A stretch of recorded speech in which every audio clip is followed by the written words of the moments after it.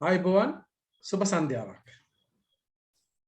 සෑම මාසකම දෙසැත්යකට වරක් ඔබ වෙත පිදෙන සවිචාර ගවේෂණාත්මක චාරිකාවේ තවත් පියවරක් ආරම්භ කිරීමට අපි මේ සූදානම් වෙනවා. අද 2021 නොවැම්බර් මාස 27 වන සෙනසුරාදා. මේ ඔබ වෙත පිදෙන්නේ අපේ වැඩසටහන් මාලාවේ 12 වන පියවරයි. මෙම විද්වත් කතිකාවෙන් අපි බලාපොරොත්තු වන්නේ මනෝවිද්‍යාව නැමැති විෂය ඔබ වෙතට වඩාත් සමීප කිරීම සහ ඒ හා බැඳුණු බද්ධ වුණු තවත් විෂයන් සම්බන්ධ පුළුල් අවබෝධයක් ඇති කිරීම සහ සමාජ කතිකාවතක් ඇති කිරීමයි. එම උතුම් පරමාර්ථයේ පෙරදැරිව සිදු කරන මෙම වැඩසටහන වයස් භේදයක් නොසලකා ඕනෑම අයෙකුට විවෘතව ඇත. එමෙන්ම මෙම වැඩසටහන් වල පසුගිය පටිගත කිරීම සඳහා සවිචාර vlog YouTube නාලිකාව වෙත පිවිසෙන්න. ඔබට පුළුවන් මගේ තිරයේ පිටිපස්ස දර්ශනය වෙන සවිචාර vlog නාලිකාව සඳහා ලොග් වීමෙන් ඔබට ඒ සඳහා පසුගිය වැඩසටහන් සියල්ලම බාගත කරගත හැකියි. ඉතින් අද දින අපගේ මාතෘකාව වන්නේ ඉතාමත් කාලීන මාතෘකාවක්. එනම් නව සාමාන්‍යකරණ යටතේ ශ්‍රී ලාංකික සමාජයේ මුහුණ දෙන මානසික ගැටලු සහ මනෝවිද්‍යාත්මක ප්‍රතිකාර. ඉතින් මේ වැදගත් මාතෘකාව සම්බන්ධයෙන් අප දැනුවත් කිරීමට අපගේ ගෞරවනීය ආරාධනෙන් මෙහි පැමිණ සිටින ජ්‍යෙෂ්ඨ මනෝවිද්‍යා උපදේශක ආචාර්ය සුරංග අමරකෝන් මහතාව අප ඉතාමත්ම ගෞරවයෙන් සහ ආදරයෙන් පිළිගන්නවා. ඉතින් එතුමා මනෝවිද්‍යා උපදේශනයේ හසල පළපුරුද්දක් සහ දැනීමක් ඇති, ඒ වගේම බෞද්ධ මනෝ උපදේශනය සම්බන්ධයෙන් විශේෂඥයෙක්. මේ අවස්ථාව වනකොට එතුමා විශාල රෝගීන් ප්‍රමාණයක ප්‍රතිකාර කරනවා. ඉතින් අපිට බලා ගන්න පුළුවන් එතුමාගේ ඉතා ඒ පළපුරුද්ද සහ දැනුම අපිත් එක්ක බෙදා ගැනීමෙන් දැනට නව සාමාන්‍යකරණ යටතේ මේ ශ්‍රී ලාංකික සමාජය මුහුණ දෙන මනෝවිද්‍යාත්මක ගැටලු මොනවාද කියලා අපිට හඳුනා ගන්නට පුළුවන්. ඉතින් වැඩි කල් වේලා නොයවා අපි ගෞරවනීය ආරාධනෙන් පිළිගන්නවා ආචාර්ය සුරංග අමරකෝන් මහතා සහ ඔබට බාරයි මේ අවස්ථාව. ආයිබෝවන් සියලු දෙනාටම මුලින්ම ස්තුතිවන්ත වෙනවා මට ආරාධනා කිරීම පිළිබඳව මේ වැඩසටහනට සවිචාර වැඩසටහන උපදේශනය හා සම්බන්ධ විවිධ විද්වතුන් එකතු කරගෙන ඒ වගේම උපදේශන පාඨමාලා හදාරන ඒ වගේම උපදේශන වෘත්තියේ යෙදෙන අය එකතු වෙලා පවත්වන වැඩසටහනක් නිසා ඉතාමත්ම සතුටටපත් වෙනවා මෙවැනි වැඩසටහනකට සම්බන්ධ වෙන්න ලැබීම ගැන. ඉතින් අද තරමක් අයහපත් කාලගුණ තත්ත්වයක් තියෙන්නේ මම හිතන්නේ හැම පැත්තකටම වගේ මෙහෙත් ඒ වගේ තත්ත්වයක් තියෙනවා. නමුත් අපිට අන්තර්ජාල සංඥාවල බාධාවක් ඇති නොවේ කියලා අපි බලාපොරොත්තු වෙමින් ඉන්නවා. ඉතින් මුලින්ම මම කිව්වා වගේ චුන්දික ආර්යවංශ මහත්මයා මට මේ ආරාධනාව කළාට පස්සේ ඉතින් ඇත්තටම සතුටු වුණා. අපේ විශේෂයෙන්ම උපදේශකවරු ඒ වගේම මේ උපදේශන පාඨමාලාව හදාරන සහ වෙනත් බොහෝ දෙනෙක් මේ සාකච්ඡාවට සම්බන්ධ වෙන එක ගැන.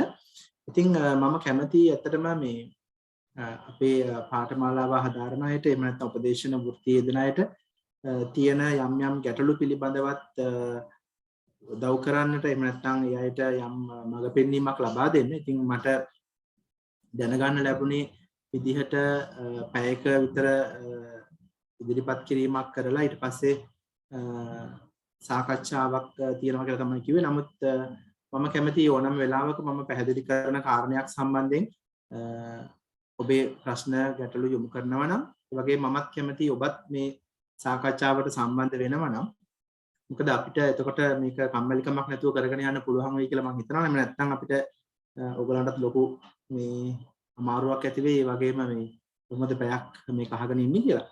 ඉතින් කොහොම වුණත් මම හිතන්නේ බොහෝ දෙනෙක් උනන්දුවෙන් සහභාගී වෙන බවක් පේනවා. ඉතින් අපි බලමු මුලින්ම මොකද්ද මේ නව සාමාන්‍යකරණය කියන්නේ කියලා. ඉතින් මේ වචනේ දැන් වෙනකොට ගොඩක් අපේ සමාජයට හුරු වචනයක් වෙලා අපි පහුගිය අවුරුදු දෙකක කාලය තුල ගොඩක් අලුත් වචන ඉගෙන ගත්තා. ඒ තමයි අපි දන්නවා සංචරණ සීමා, ඒ වගේම මොනවාද ඒ වගේ දැන් නව සාමාන්‍යකරණය මේ වගේ ගොඩක් වචන මේ කොවිඩ් වසංගතය හා බැඳුණු වචන අපි අලුතෙන් ඉගෙනගෙන තියෙනවා මේ වෙනකොට.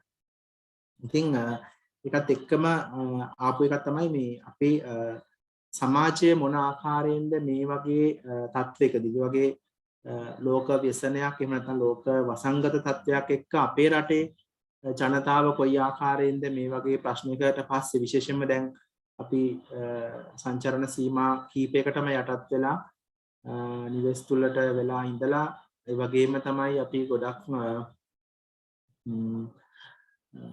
අභියෝග වලට මුහුණ දීලා විශේෂයෙන්ම රටක් හැටියට ආර්ථික වශයෙන් ඒ වගේම සමාජීය වශයෙන් ගැටලු රැසකට මුහුණ දීලා තමයි මේ වෙනකොට ඉන්නේ. ඉතින් අපිට දැන් මේ දවස්වල උපදේශනය සඳහා යොමු වෙන ගැටලු වල වෙනස්කමක් තියෙනවද නැත්නම් සුවිශේෂ බවක් තියෙනවද කියලා අපි කල්පනා කරලා බැලුවොත් අපිට දැනෙන්නේ අපිට තිබුණු මේ මෙතෙක් ආපු ගැටලුම යම් යම් ආකාරයකට ඒ ගැටලු වල තීව්‍රතාවය වැඩි වෙලා එහෙම නැත්නම් ඒක සමහර ගැටලුකාරී තත්ත්වයන් මානසික පීඩනයන් උත්සන්න වෙලා පුද්ගලයන් සහභාගී වෙන බවක් නැත්නම් මේ ගැටලුවට මුහුණ දීලා උපදේශනට යොමු වෙන බවක් තමයි අපිට පේන්න තියෙන්නේ.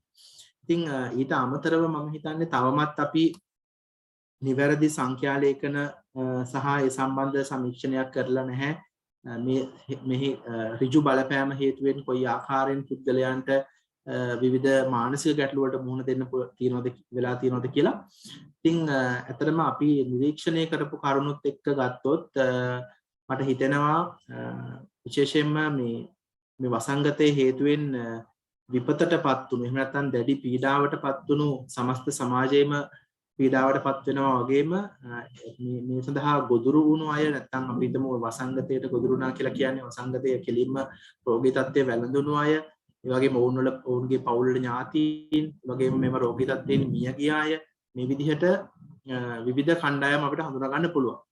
ඉතින් ඒ අතරතුරින් අපි කියන්නේ අපිට මේ රෝගේ වැළඳුණු නැති අනිකුත් අයට මේක අනිත් තමන්ගේ සමීපතයන් සමන්ගේ හිතවත් අය දන්න කියන අය මේ රෝගය නිසා පීඩා විඳපු ආකාරය වගේම ඔවුන් මිය ගිය ආකාරය අපි දැකලා තියෙනවා. ඉතින් ඒ නිසා අපිට මේක කොයි ආකාරයෙන්ද මානසික බලපාන්නේ කියන කාරණේ මම හිතන්නේ අපි අවධානය යොමු කළ යුතුම කාරණයක්. ඒ නිසා මම හිතනවා මේ මාතෘකාව අපිට මේ ශාස්ත්‍රයේ ඉන්න අය විදිහට ගොඩක් වැදගත් වෙනවා කර්ම සාකච්ඡා කරන එක අපි එකිනෙකා ඉගෙන ගන්න එක.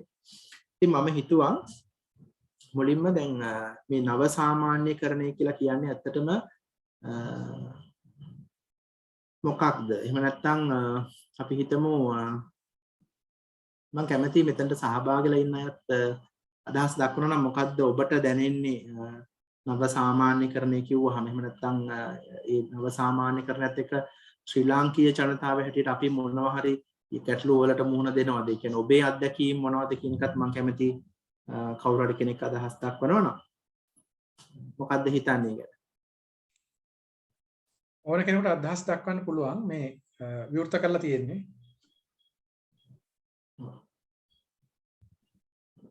මයික් එක අන්මියුට් කරලා කතා කරන්න පුළුවන්. ඒ කියන්නේ එතකොට අපිට මම හිතන්නේ වඩාත් පහසු වෙයි අපේ සාකච්ඡාව ගෙනියන්න.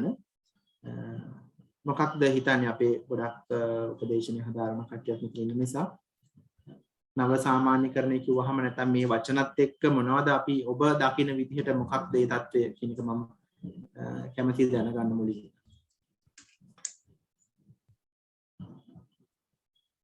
නව සාමාන්‍යකරණයත් එක්ක ලංකාවේ මිනිස්සුන්ට විශාල මානසික ගැටලු ඇති වෙලා තියෙනවා කියලා මම හිතනවා. ඒ කියන්නේ ගොඩක් දරුවන්ගේ ගැටලු ඇති වෙලා තියෙනවා. ඊගාවට පෞල් පරිසරය තුළ ගැටලු ඇති වෙලා තියෙනවා. ඊට අමතරව ආර්ථිකය නිසා මේ මිනිස්සුන්ට ගොඩක් ගැටලු ඇති වෙලා තියෙනවා කියලා හිතනවා. හොඳයි. මම හිතන්නේ නිර්මලා කතා කරේ නේද? ඔව් සර්. ඔව් නිර්මලා වෘත්තියෙන් හෙදියක්. එහෙමද? ඔව්. එතකොට මම හිතන්නේ නිර්මලා මහත්මියටත් ඒ වගේ අය හම්බෙන්නේ නැති වගේම උපදේශන සම්බන්ධනුත් යම් ආකාරයකට උදව් කරන්න හම්බෙන්නේ නැති. ඉතින් ඇත්තටම මේ කියපු කාරණා වැදගත්. ඒ කියන්නේ අපිට අංශ ගණනාවක් හිතන්න පුළුවන් කොයි ආකාරයෙන්ද මේ බලපෑම තියෙන්නේ කියලා. මම ඒක තමයි ආරම්භයේදීම කිව්වේ. තවමත් අපි නිසි පරිදි මේ සම්බන්ධ මේ කියන්නේ පුද්ගලයන් මුහුණ දෙන මානසික සෞඛ්‍ය ගැටලු පිළිබඳව ලොකු අවධානයක් යොමු කරලා නැහැ. මොකද හේතුව මම හිතන්නේ ඒකට හේතුව අපි ප්‍රධාන වශයෙන් කතා කරන්නේ සහ රජයේ පවා අවධානය යොමු කරන්නේ ආර්ථික ගැටලු සම්බන්ධයෙන්. මොකද අපි කතා කරනවා අපි ප්‍රවෘත්ති වලට දකිනවා නිතරම පුද්ගලයන් විවිධ ආර්ථික අපහසුතාවයන්ට මම හිතන්නේ සමාජය විතරක් නෙමෙයි රටක් විදිහටම අපි මුහුණ දීලා ඉන්නේ. ඉතින් ඒ නිසා අපි ගොඩක් ආර්ථික පැත්ත ගැන අවධානය යොමු කරනවා. ඉතින් නමුත් මට කියන්න ඕනේ ප්‍රධාන පණිවිඩය තමයි මේ නව සාමාන්‍යකරණය යටතේ අපේ රටේ ජනතාව මුහුණ දෙන ගැටලු වල ප්‍රධාන ගැටලුවක් තමයි මම දකින දැන් ඔය නිර්මලා මහත්මිය කිව්වා වගේ මේ පිට ආර්ථික සමාජීය දරුවන්ගේ විශේෂයෙන් අධ්‍යාපනයේ මේ වගේ ශ්‍රේෂ්ඨ ගණනාවකින් අපේ සමාජය තුළ යම්කිසි අපි හිතමු පසුබෑමක් ඇති වුණාට පස්සේ නැවත මේ தත්ත්වය යථා තත්ත්වයට පත් කිරීමට අපිට ලොකු වැඩපිළිවෙලක් අවශ්‍යයි. ඒ වැඩපිළිවෙලේ ප්‍රධානම කාරණයක් වෙන්න ඕනේ ජනතාවගේ මානසික සෞඛ්‍ය නගා සිටුවීම. ඉතින් අපි මේ ඒ සම්බන්ධයෙන් විශේෂ අවධානයක් යොමු කරන්න ඕනේ කියලා මම හිතනවා. මොකද අපිට ජනතාව දැන් අපි රටම තේරුම් ගත දෙයක් තමයි ජනතාව ලෙඩ වුණොත් ජනතාව රෝගී වුණොත් ඒ රට දියුණු කරන්න බෑ කියලා. ඉතින් ඒ නිසා තමයි සෞඛ්‍යමය හේතුන් මත අපි සංචරණ සීමා දාලා ඒ විදිහට කටයුතු කළේ. නමුත් අපි ඒ හරහා ඇතිවෙච්ච මානසික පීඩනයක් කොයි ආකාරයෙන්ද නැත්නම් මානසික සෞඛ්‍ය ගැටලු මොන වගේද කියන එක ගැන අපි අවධානය යොමු කරනවා මදි කියලා තමයි මම හිතන්නේ. ඉතින් විශේෂයෙන්ම දැන් සෞඛ්‍ය අමාත්‍යාංශය සහ බෝවන රෝග ඒකකය මේ වගේ ගොඩක් මේ පවතින වසංගත තත්ත්වය මර්ධනය කරන්නට බොහෝ කැපවීමෙන් කටයුතු කරන බව පේනවා. දැන් එතකොට අපි දැන් අපිට කිටි කාලීන සහ දීර්ඝ කාලීන සැලසුම් අවශ්‍ය වෙනවා. ඉස්සරහට රට දියුණු කරන්න නැත්නම් රට මේ යථා තත්ත්වයට පත් කරන්න එහෙම නැත්නම් මේ තියෙන තත්ත්වෙන් ඉස්සරහට යන්න. ඉතින් මේ සඳහා මානසික සෞඛ්‍ය ප්‍රවර්ධනය වෙනුවෙන් කියන mental health promotion වෙනුවෙන් අපිට තියෙන වැඩපිළිවෙල මොකක්ද? කුඩා වැඩපිළිවෙල වල කුඩා වැඩසටහන් තියෙන්න පුළුවන්. නමුත් ජාතික වැඩපිළිවෙලක් අවශ්‍යතාවයක් ලොකුවටම තියෙනවා. ඉතින් මම හිතන්නේ ඒ සඳහා අපිට මෙතන ඉන්න වෘත්තිකයන් ඇතුළු ගොඩක් දෙනෙකුට මේ සම්බන්ධයෙන් සමාජය දැනුවත් කරන්න ලොකු වගකීමක් තියෙනවා. ඒක අපිට කරන්න පුළුවන් කාර්යයන් මොනවාද කියලා හිතලා වැඩ කරන්න පුළුවන්. ඉතින් අපි අපේ මට්ටමින් මොනවද කරන්න පුළුවන්? අපිට මේ වගේ වැඩසටහන් වලින් දැනුවත් කරන්න පුළුවන්. විශේෂයෙන් දැන් මම කතා කරනකොට රටක් විදිහට අපි ජාතික වැඩපිළිවෙලක් අවශ්‍යයි කියලා මේක අපිට පවුලෙන් එහෙම නැත්නම් ගම් මට්ටමින් එහෙම පොඩි තැනින් පටන් ගන්නත් පුළුවන්. ඒ වගේම ජාතික වැඩපිළිවෙලක් අපිට ඉහළින් සැලසුම් කරලා පහළ දක්වාම ක්‍රියාත්මක කරන්න පුළුවන්. මේක දෙපැත්තටම යන්න පුළුවන් කියන එක ඔබ දන්නවා. ඉතින් එහෙම යන වැඩපිළිවෙලක අවශ්‍ය වෙන මේ යහපත් මානසික සෞඛ්‍යයක් කියන්නේ මොකක්ද කියලා අපි හිතලා බලන්න ඕනේ. මොකද දැන් අර රට දියුණු කරන්න සෞඛ්‍යයෙන් තොරව බෑ වගේ. එහෙම නැත්නම් ජනතාවක් සෞඛ්‍ය සම්පන්න වෙන්නේ නැතුව රටක් දියුණු වෙන්නේ නෑ වගේ. අපිට සෞඛ්‍ය ගැන කතා කරන්න බෑ. එහෙම නැත්නම් සංවර්ධනය ගැන කතා කරන්න බෑ. මානසික සෞඛ්‍ය යහපැවැත්මකින් තොරව කියන මතය හැම කෙනෙක්ගේම ඔළුවට යන්න ඕන. ඉතින් ඒ හරහා තමයි අර ජාතික වැඩපිළිවෙලක් නැත්නම් ඒ වගේ සුවිශේෂ වැඩසටහනක අවශ්‍යතාවය තියෙන්නේ. ඉතින් එවැනි වැඩසටහනක් ඇති වෙන තෙක් අපිට වෘත්තීය මට්ටමින් උපදේශකවරු හැටියට සහ වෙනත් මෙතන විවිධ අය ඉන්න පුළුවන්. අපිට මොනවාද කරන්න පුළුවන් කියන එක තමයි මම හිතුවේ අද කතා කරන්න. ඉතින් ඒකෙදි ඉතා වැදගත් දෙයක් තමයි මේ මානසික සෞඛ්‍ය සහ මානසික යහපැවැත්ම කියන එක අපි හඳුනා ගන්න ඕනේ නිවැරදිව. ඉතින් මම කැමති දැන් මම කිව්වහම අපිට මේ රට දියුණු කරන්න නම් පවුලක් දියුණු වෙන්න නම් අපි ඉන්න තැනින් ඉස්සරහට යන්න නම් අපි තුල යහපත් මානසික සෞඛ්‍යයක් තියෙන්න ඕනේ. ඉතින් මේ වගේ වසංගතයකට මුහුණ දුන්නාම අපි අර මම කියපු විදිහට මේ වසංගතයටම ඍජුව බලපෑමට ලක් වුණු පුද්ගලයන් ඉන්නවා. ඒ කියන්නේ වසංගත රෝගී තත්ත්වයේ වැළඳුණු අය, පවුල් වල මිය ගිය අය. එතකොට ඒ අයගේ අනාරක්ෂිත තත්ත්වයන්. දැන් උදාහරණයක් විදිහට මට එක ගෑනු ළමයෙක් යොමු වුණා. ඒ ගෑනු ළමයා ගේ අම්මයි තාත්තයි දෙන්නම මාස දෙකක් ඇතුළත මිය ගිහිල්ලා. ඒ කියන්නේ එක්කෙනෙක් එක මාසෙක නැති වුණා, ඊළඟ එක්කෙනා ඊළඟ මාසෙ නැති වුණා කොවිඩ් වැළඳීමෙන්. ඒකට ගෑනු ළමයා විතරයි ගෙදර හිටියේ අම්මයි තාත්තයි එක්ක. ඊට පස්සේ අයියා කෙනෙක් හිටියා. අයියා විවාහ වෙලා ඉන්නේ. ඒකට මේ ගෑනු ළමයාගේ මානසික මට්ටම වගේ මේ ගෑනු ළමයා තියෙන අනාරක්ෂිත බව. එතකොට එයාගේ ඊළඟට ඉස්සරහට ඉදිරියට ජීවත් වෙන්නේ කොහොමද? මේ වගේ ප්‍රශ්න ගොඩක් තියෙනවා. ඉතින් එතකොට දැන් අයියා සමහරට කියන්නේ ඒ වෙනකොටත් නංගිට බලනවා ඥාතීන් ඇවිල්ලා බලනවා මල ගෙදරට ආපු කට්ටිය ඔක්කොම කතා බහ කරනවා කතා කරලා යනවා. හැබැයි ඔක්කොම ගියාට පස්සේ අන්තිමට කන්න බොන්න අවශ්‍ය දේවල් ටික මේ අයියාගෙන් ලැබෙන්න පුළුවන්. නමුත් මේ ගෑනු ළමයාට ඊට පස්සේ දැනෙන මානසික වශයෙන් දැනෙන පීඩනය එහෙම නැත්නම් ඒ තනිකම අම්මයි තාත්තයි නැතිවීමෙන් ඇති වෙන වියෝදුක එයායි මතක් වෙන හැටි. මොකද ඒ දරුවා කිව්වා මුලින්ම තාත්තට තමයි රෝගී තත්ත්වය වැළඳුනේ. ඊට පස්සේ අම්මටත් ඇති වුණා. අම්මා ICU දාලා ඉද්දි අම්මා බය වුණා කියලා දුවව දාලා යන්න ICU එකට. ඊපස්සේ පෞද්ගලික රෝහලක දුවත් ඊට පස්සේ එතනට ගිහින් තියෙනවා. ඒතර දුවගෙන් අම්මගෙන් දුවටත් මේ රෝගී තත්ත්වය වැළඳිලා තියෙනවා. නමුත් ICU දැම්මට පස්සේ ඇතුළට යන්න බැහැනේ. ඊට පස්සේ ඒ දුවට ඇතුළ මට එතනින් එහාට යන්න බැරි වුණා. ඊට පස්සේ අම්මා මොනවා හරි කියන්න හිටියක් දන්නේ නැහැ. ICU දැම්මට පස්සේ ජීවිතේ ආපහු අම්මව දකින්න හම්බෙන්නේ නැති වෙයි කියලා දුව හිතුවේ නැහැ. ඒකට මෙන්න මේ වගේ දේවල්. ඒ කියන්නේ ඔතන ගොඩක් සංවේදී කාරණා අපිට උපදේශනයේදී හම්බ වෙනවා. ඉතින් මම කියන්න හැදුවේ දැන් මේ අයගේ මේ කෙනෙක් දෙන්නෙක් මේ වගේ උපදේශනයට ගිහිල්ලා මොකක් හරි අපි ඒ වියදුකෙන් මිදෙන්න ඕනේ කියලා කටයුතු කරනවා වෙන්න පුළුවන්. හැබැයි එහෙම නොයන අය කොච්චර ඉන්නවද? ඒකට ඒ අය ගැන යම් මට්ටමකින් අපි හොයලා බලනවා.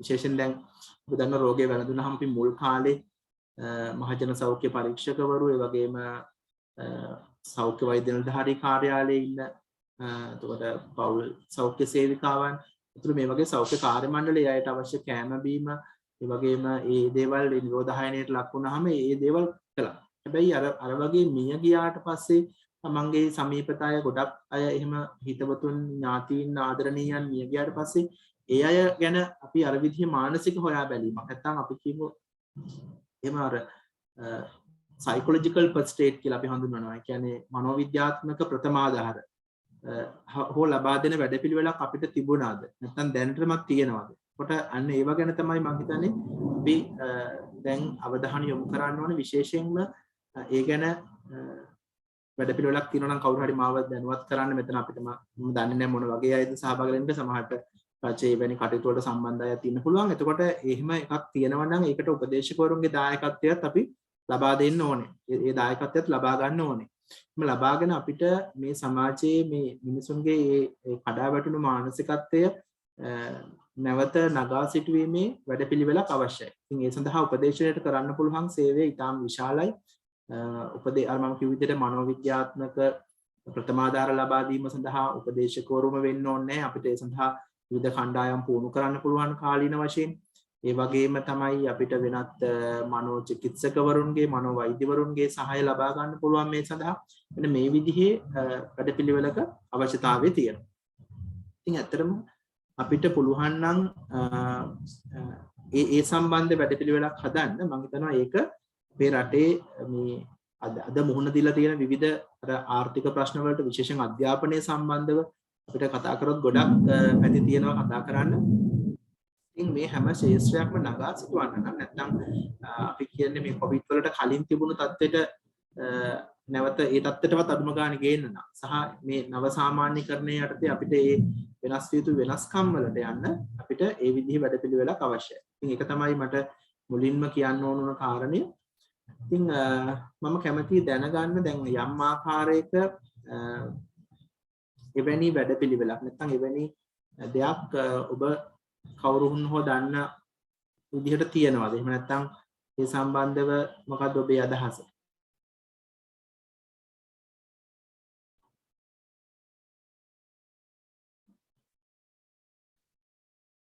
එහෙම නැත්නම් මම මේ කියපු කාරණා සම්බන්ධයෙන් මොන හරි පැහැදිලි කරගන්න තැනක් හෝ එහෙම තියනවද නැත්නම්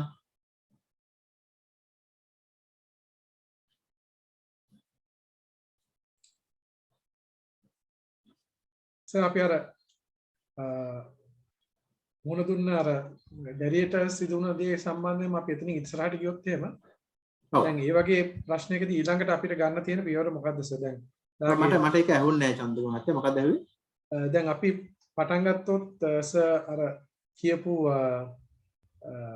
ගැටලුකාරී තත්යකට මුහුණ දුන්න දැරිය සම්බන්ධයෙන් ඒ දැරියගේ ඉතනින් එහාට පස්සේ දැන් අපි හිතනවා දැන් එයාට ඉගෙන ගන්න ප්‍රශ්නයක් තියෙනවා. ඊට පස්සේ ආරක්ෂාව පිළිබඳ ප්‍රශ්නයක් තියෙනවා. ඊට පස්සේ එයාගේ මානසික පැත්ත ගැන බලන්න ප්‍රශ්නයක් තියෙනවා. දැන් මේව ඔක්කොම සාමාන්‍ය උපදේශකෙන පැත්තෙන් බැලුවොත් කොහොමද අපි මොන වගේ කාර්යභාරයක්ද අපිට කරන්න පුළුවන් වෙන්නේ?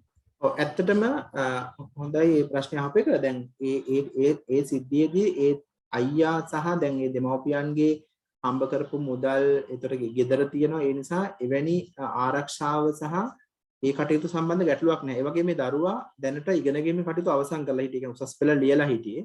එතකොට වෙනත් මම හිතන්නේ රැකියාවක් අපේක්ෂාවෙන් වෙනත් තවත් පාඨමාලාවක් හදාරලා මම වැඩි තොරතුරු කියන්න කැමති නැහැ අනන්‍යතාවය වෙන නිසා. කොහොම හරි ඒ දරුවා ඒ වෙනකොට ඒ පැත්තෙන් කිසිම ගැටලුවක් තිබුණේ නැහැ. ඒ කියන්නේ ගැටලුවක් තිබුණේ නැහැ කියන්නේ එයාට ඒ ආරක්ෂිත දැන් අයියා ඉන්නවා. අයියා ඇවිල්ලා මහ ගෙදර නතරලා තිබුණා. ඊට පස්සේ අයියාගේ වයිෆ් ඉන්නවා. දැන් මම එතනදී ගොඩක් වෙලාවට අවධානය යොමු කරේ ඒ ගෑනු ළමයාගේ අර මානසික සෞඛ්‍ය පිළිබඳව. ඒ කියන්නේ මම යාට කිව්වා දැන් අයියට වඩා පුළුවන් නම් අයියා බැඳලා ඉන්න අක්කට ලං වෙන්න. අයියා අක්කත් එක්ක කතා කරන්න. මේ වෙච්ච දේවල් යත් එක්ක කියන්න ඕනේ. ඒ කියන්නේ යාට දැනෙන දුක දැන් අම්මා තාත්තා දෙන්නම නැතිවීමෙන් ඇති වෙන හිතට දැනෙන දේවල් ඒක හිර කරගෙන ඒක නොකිය ඉන්න යන්නේ නැතුව. දැන් සමහර කෙනෙක් අර මිය ගියාට පස්සේ දැන් මෙතන දෙන්නම නැතිව ගිහිල්ලා අම්මයි තාත්තා දෙන්නම තාම කෙටි කාලයක් තුළ ඒගොල්ලෝ ගොඩක් වයසක අයත් නෙමෙයි 60 ගණන් වල මුල හරිය නැත්නම් 50 ගණන් වල වගේ ඉන්න අය. ඉතින් එතකොට ඒකත් එක්ක යාට ලොකු වරදකාරී හැඟීමක් තියෙනවා මට ඒගොල්ලන්ව බේර ගන්න බැරි වුණා කියලා. කියන්නේ අපි මොනවා කරත් අන්තිමට එහෙම කරන්න බැරි වුණා. ඒතර මෙන්න මේ වගේ දේවල් තමයි අර අපි එතකොට එයාට උපදේශනයේදී මැදිහත් වෙන්නේ.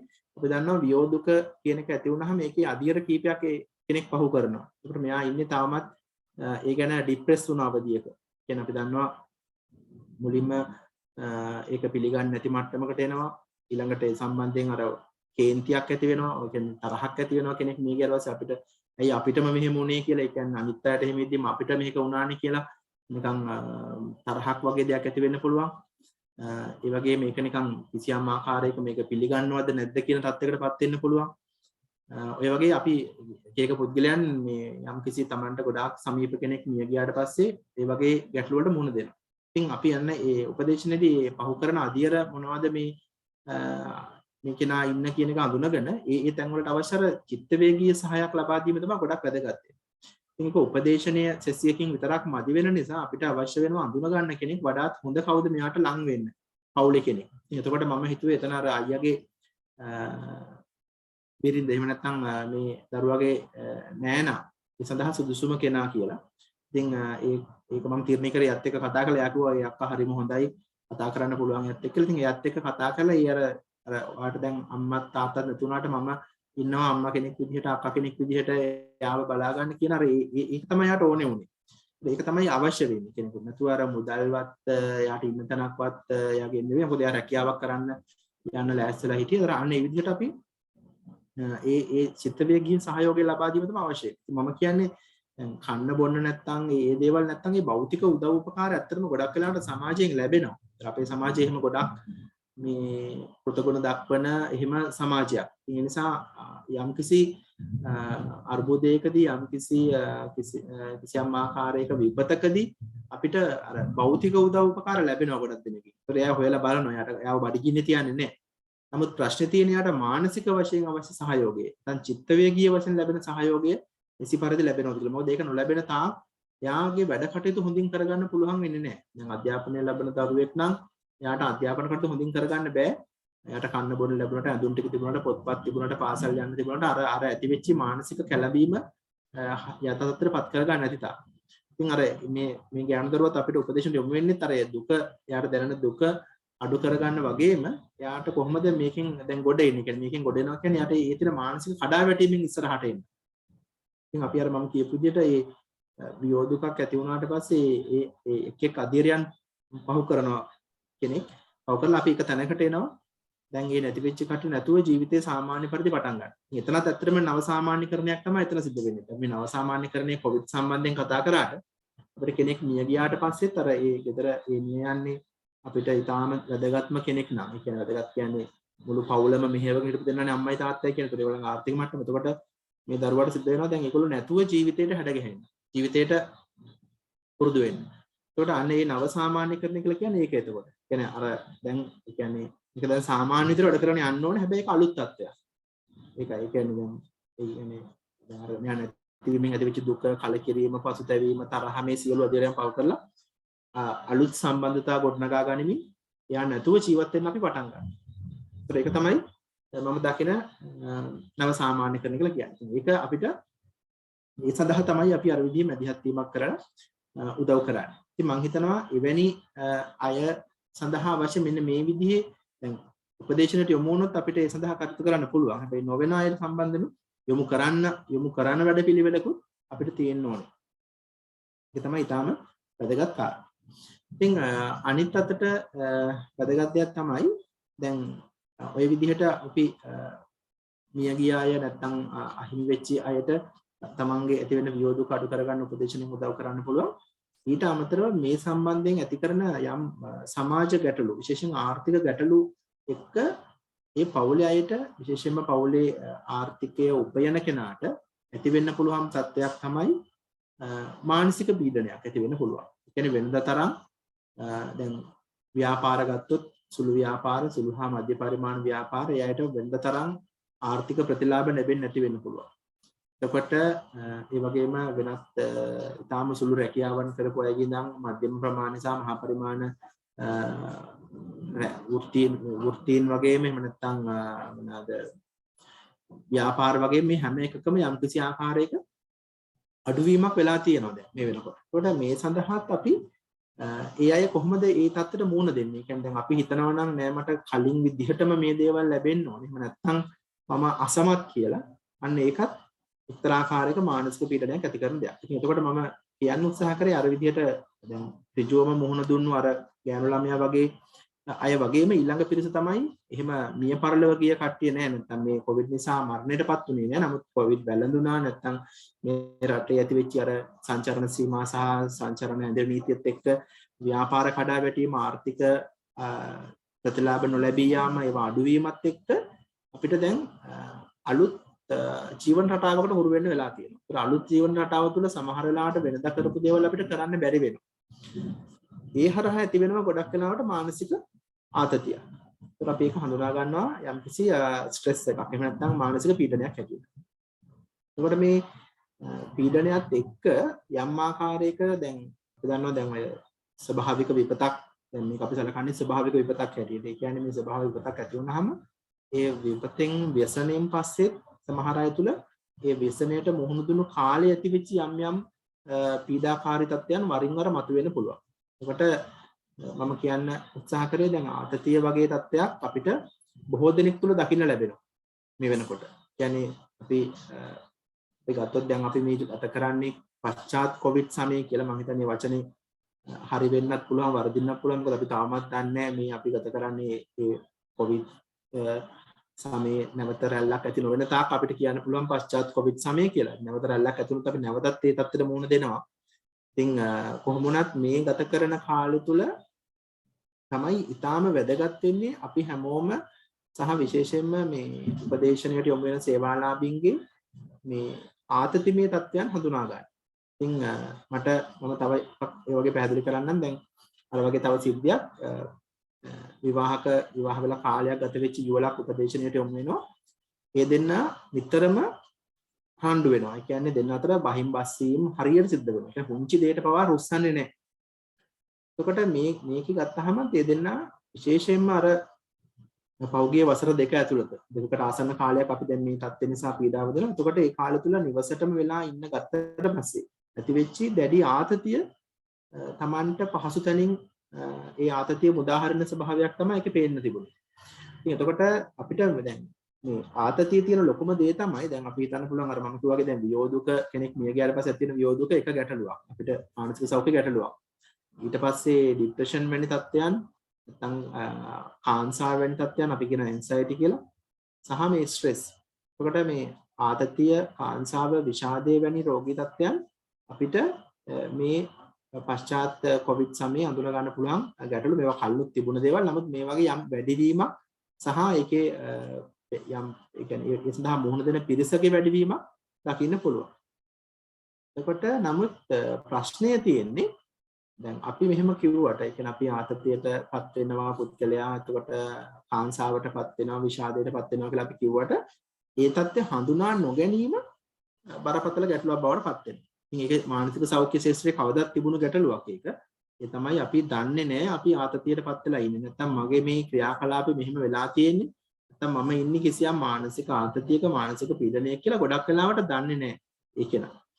එතකොට සමහරට ඒක කාලයක් තිස්සේ තිබිලා නැත්තම් අර මේ තත්ත්වයට එක දැන් මම කියවනේ තමන්ගේම පවුලේ කෙනෙක් නෙමෙයි නමුත් යාළුවෝ හිත මිත්‍රාදිය මේගොල්ලෝ යම් ආකාරයක වියෝවීමක් සහ මිය යාමක් නැත්නම් මේ රෝගී තත්ත්ව නිසා පීඩා විඳගම අනිත් අය තුළ ඇති වෙන්න පුළුවන් බයක්.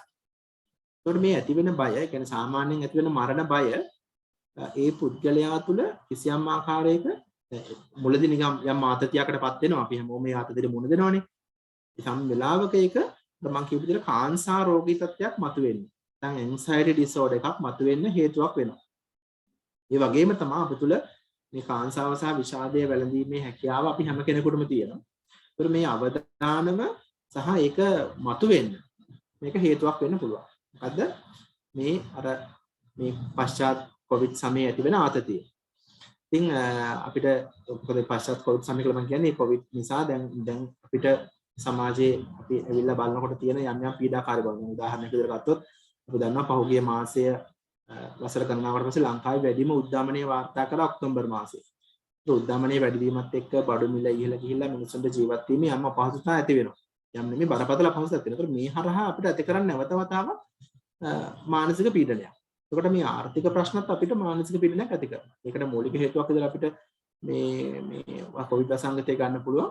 තවත් හේතු තියෙන අතරේ. ඒතර මේ සඳහා මම කියන්නේ දැන් මේ නිසා අපි අතර අපේ මානසික සෞඛ්‍ය පිරිහීමකට ලක් වෙන්න පුළුවන්. නමුත් අපි දන්නේ නැහැ අපි මානසික සෞඛ්‍ය පිරිහීමක් ලක් වෙලා තමයි දැන් ඉන්නේ කියලා.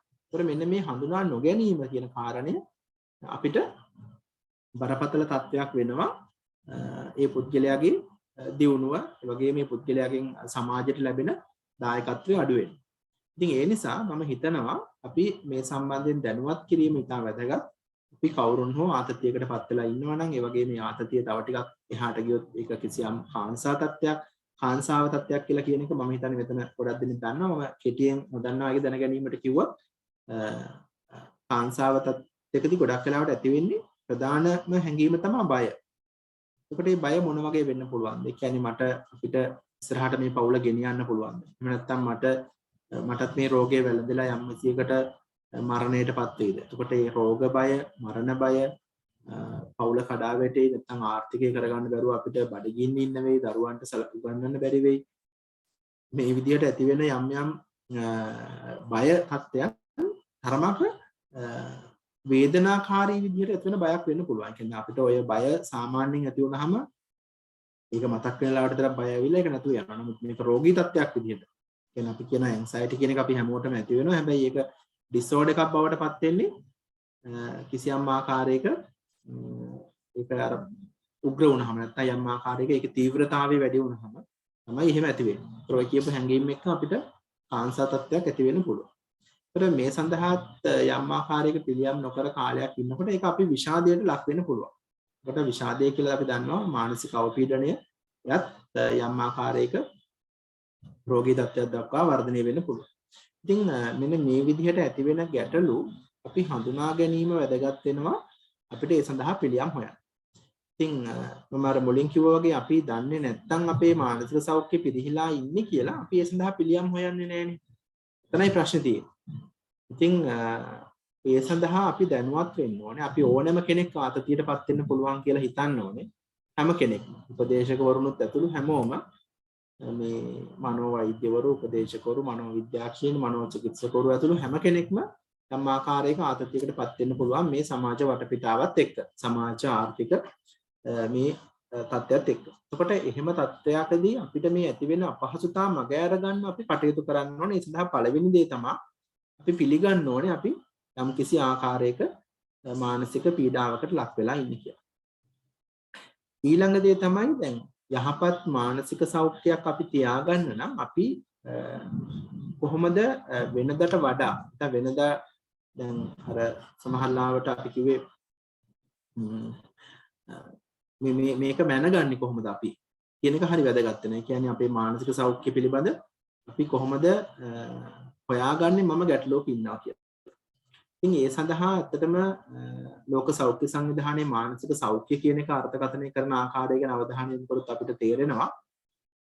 එතකොට මානසික සෞඛ්‍ය සම්බන්ධයෙන් කතා කරද්දී ඊටාම වැදගත් වෙන නිර්වචන ඉදිරිපත් කරලා තියෙනවා.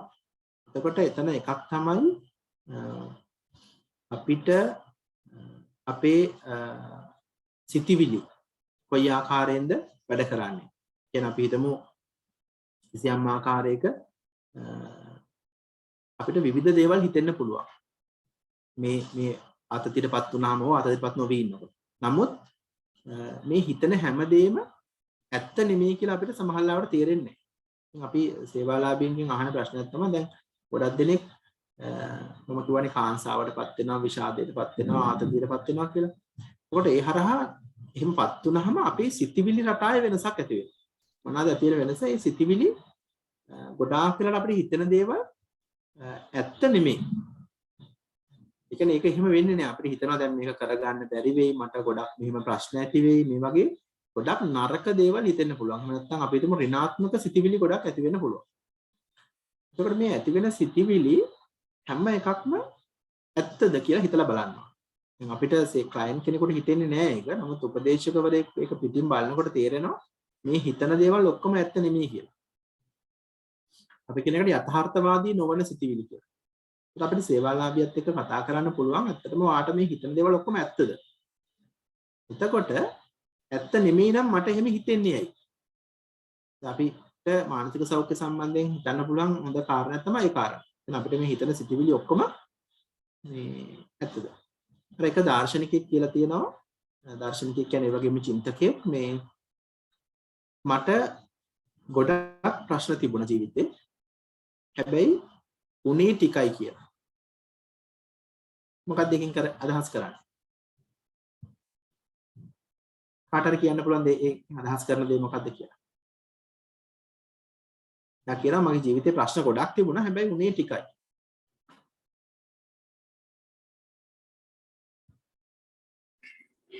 එයා හිතාගෙන හිටියට ගොඩක් ප්‍රශ්න තියෙනවා කියලා සර්.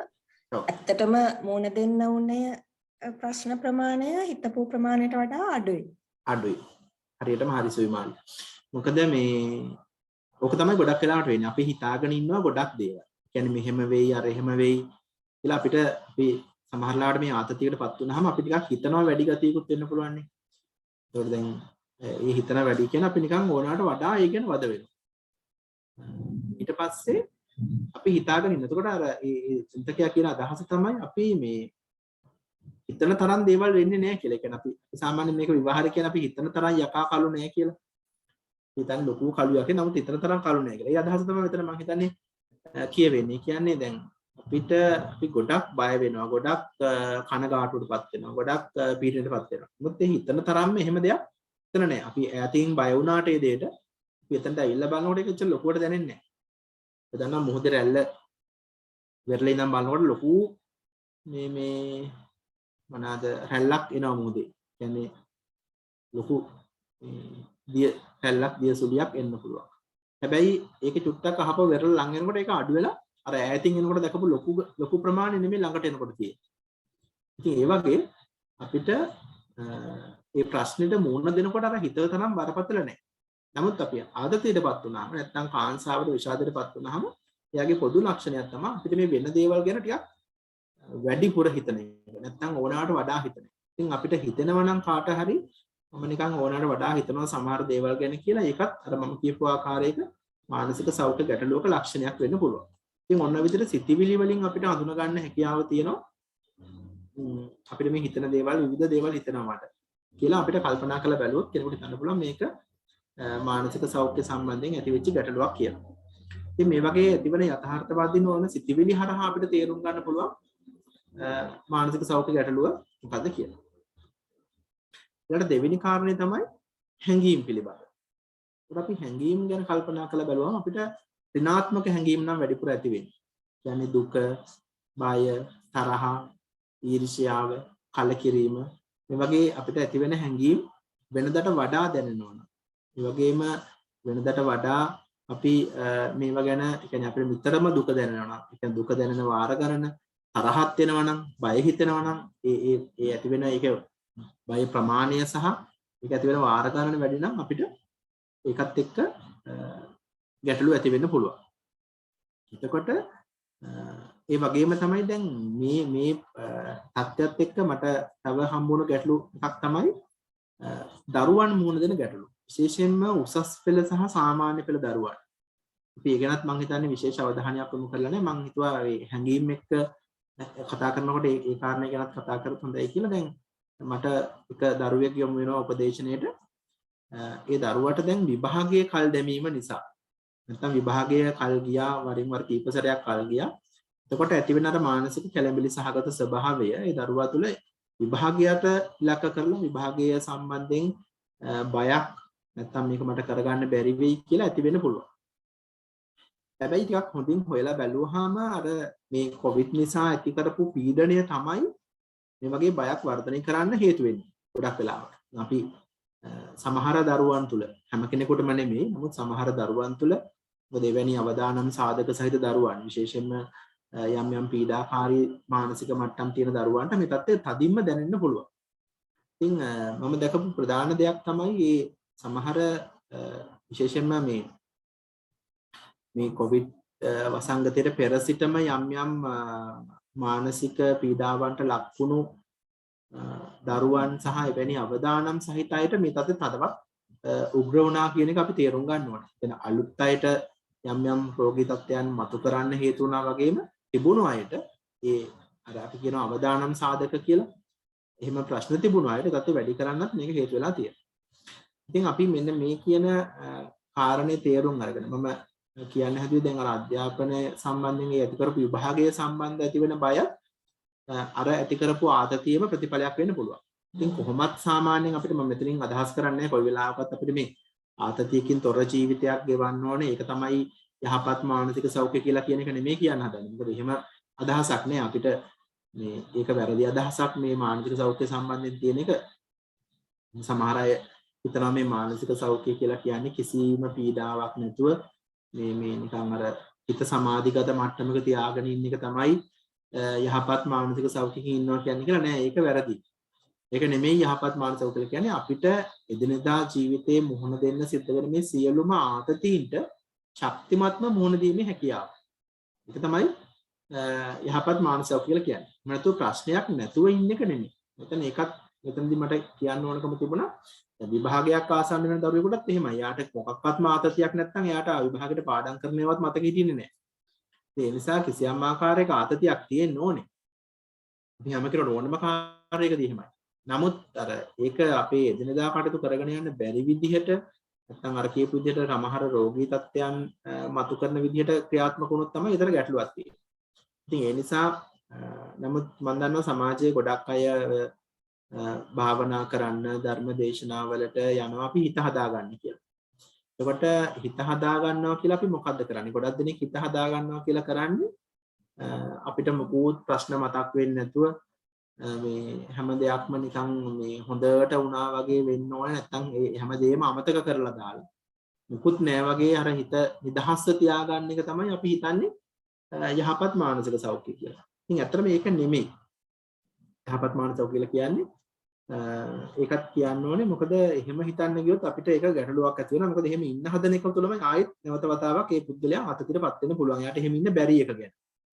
ඉතින් ඒ නිසා අපි ඒ ගැනත් අවධානය යොමු කරන්න ඕනේ. මොකද මම කැමති ඒ සම්බන්ධ වෙනත් අදහසක් තියෙනවා නම් මේ සහභාගී නායකය දැනගන්න. අපි හිතන්නේ මොකක්ද මානසික සෞඛ්‍ය කියලා. මොකද ගොඩක් දෙනෙක් හිතන්නේ මේ විදිහට. ඉතින් මම කැමති මේ සාකච්ඡාවේ අවසන් විනාඩි කිහිපෙදී දැන් මේ විදිහට මම කිව්වා මානසික සෞඛ්‍ය කියන එක අර වගේ මානසික රෝගයක් නැතිකම හෝ එහෙම නැත්නම් අර කියපු විදිහට අපි හිතමු කිසිම ආතතියකින් තොරව ගත කිරීම නෙමෙයි. ඒ ආතතියට සාර්ථකව මුහුණ දෙන එක. ඉතින් අපි ආතතියටපත් වුණු කෙනෙක් ඒ කියන්නේ අපි මෙහෙම හිතන්නකෝ දැන්. අපි හිතනවා නම් අපිට මට ප්‍රශ්නයක් මුකුත් ඇති වෙන්න බෑ.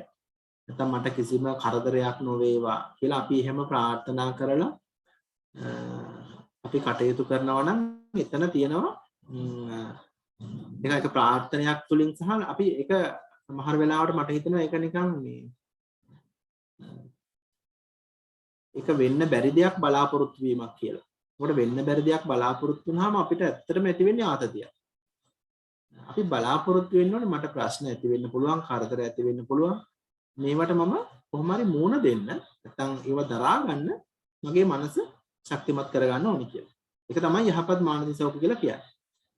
එහෙම නැතුව දැන් අර මම කියපු අර ඉස්සර සඳහන් කරපු ආතතිය කියන්නේ ආතතියමේ තත්වයන් දන්නවනේ එක ගොඩක් එක මට්ටම් තියෙනවා ආතතිය කියලා ගත්තාම මේ එතකොට ඒ ආතතිමේ අවස්ථාවකදී එහෙම නැත්නම් කාංසාමේ තත්වයකදී විෂාදමේ තත්වයකදී ගොඩක් වෙලාවට වෙන්නේ අර කියපු විදිහට අපි බලාපොරොත්තු වෙනවා මට මොකුත් කරදරයක් නොවී තියෙයි කියලා. එහෙම නැත්නම් අපිට කිසි දෙයක් වෙන්න එපා කියලා යා නිකන් ප්‍රාර්ථනාවක් එහෙම නැත්නම් ලොකු බලාපොරොත්තුවක් තියාගන්නවා. සමහරවිට අපි ආගමික දේවල් වලින් පිහිට බලාපොරොත්තු වෙනවා. මට මේ මෙහෙම දෙයක් ඇති වෙන්න එපා, හිතට කරදරයක් ඇති වෙන්න එපා කියලා. ඉතින් ඇත්තටම මම කියන්නේ යහපත් මානසික සෞඛ්‍යයක් තියාගන්න නම් කරන්න ඕනේ ඒක නෙමෙයි. මට මොන කරදරාවක් මොන වෙනසක් මගේ ජීවිතේ ඇති වුණත් මම ඒ වෙනසට මුහුණ දෙන්න අවශ්‍ය මගේ ශක්තිය මම ඇති කරගන්නවා. මට ඒ සඳහා යම්කිසි ආත්ම විශ්වාසයක් ශක්තියක් ලැබේවා කියලා ප්‍රාර්ථනා කරාට නම් කමන්නේ. මොනතු මට ප්‍රශ්න ඇති නොවේවා කියලා නෙමෙයි. එහෙනම් අපිට සමහර අය කියනවා අපිට සතුටින් ඉන්න තමයි ඕනේ කිසිම ප්‍රශ්නයක් නැතුව ඉන්න තමයි ඕනේ කියලා එහෙම කියන උපදේශනට ආවහම. ඉතින් ඇත්තටම ප්‍රශ්න සතුටින් ඉන්න අපි හැමෝම කැමතියි. නමුත් ඒක හැම විටම එක විදිහට තියාගන්න බෑ. උතුට කියන එක. ඒක වෙනස් වෙනවා. එතකොට මේ ඇති වෙන තත්ත්වයන් වලට මුහුණ දෙන්න ඒක ඔරොත්තු දීමේ හැකියාව තමයි අපි මානසික සෞඛ්‍ය කියලා කල්පනා කරන්නේ. ඉතින් එහෙමනම් අපි බලමු දැන් ඒකත් එක්කම මානසික යහපැවැත්ම.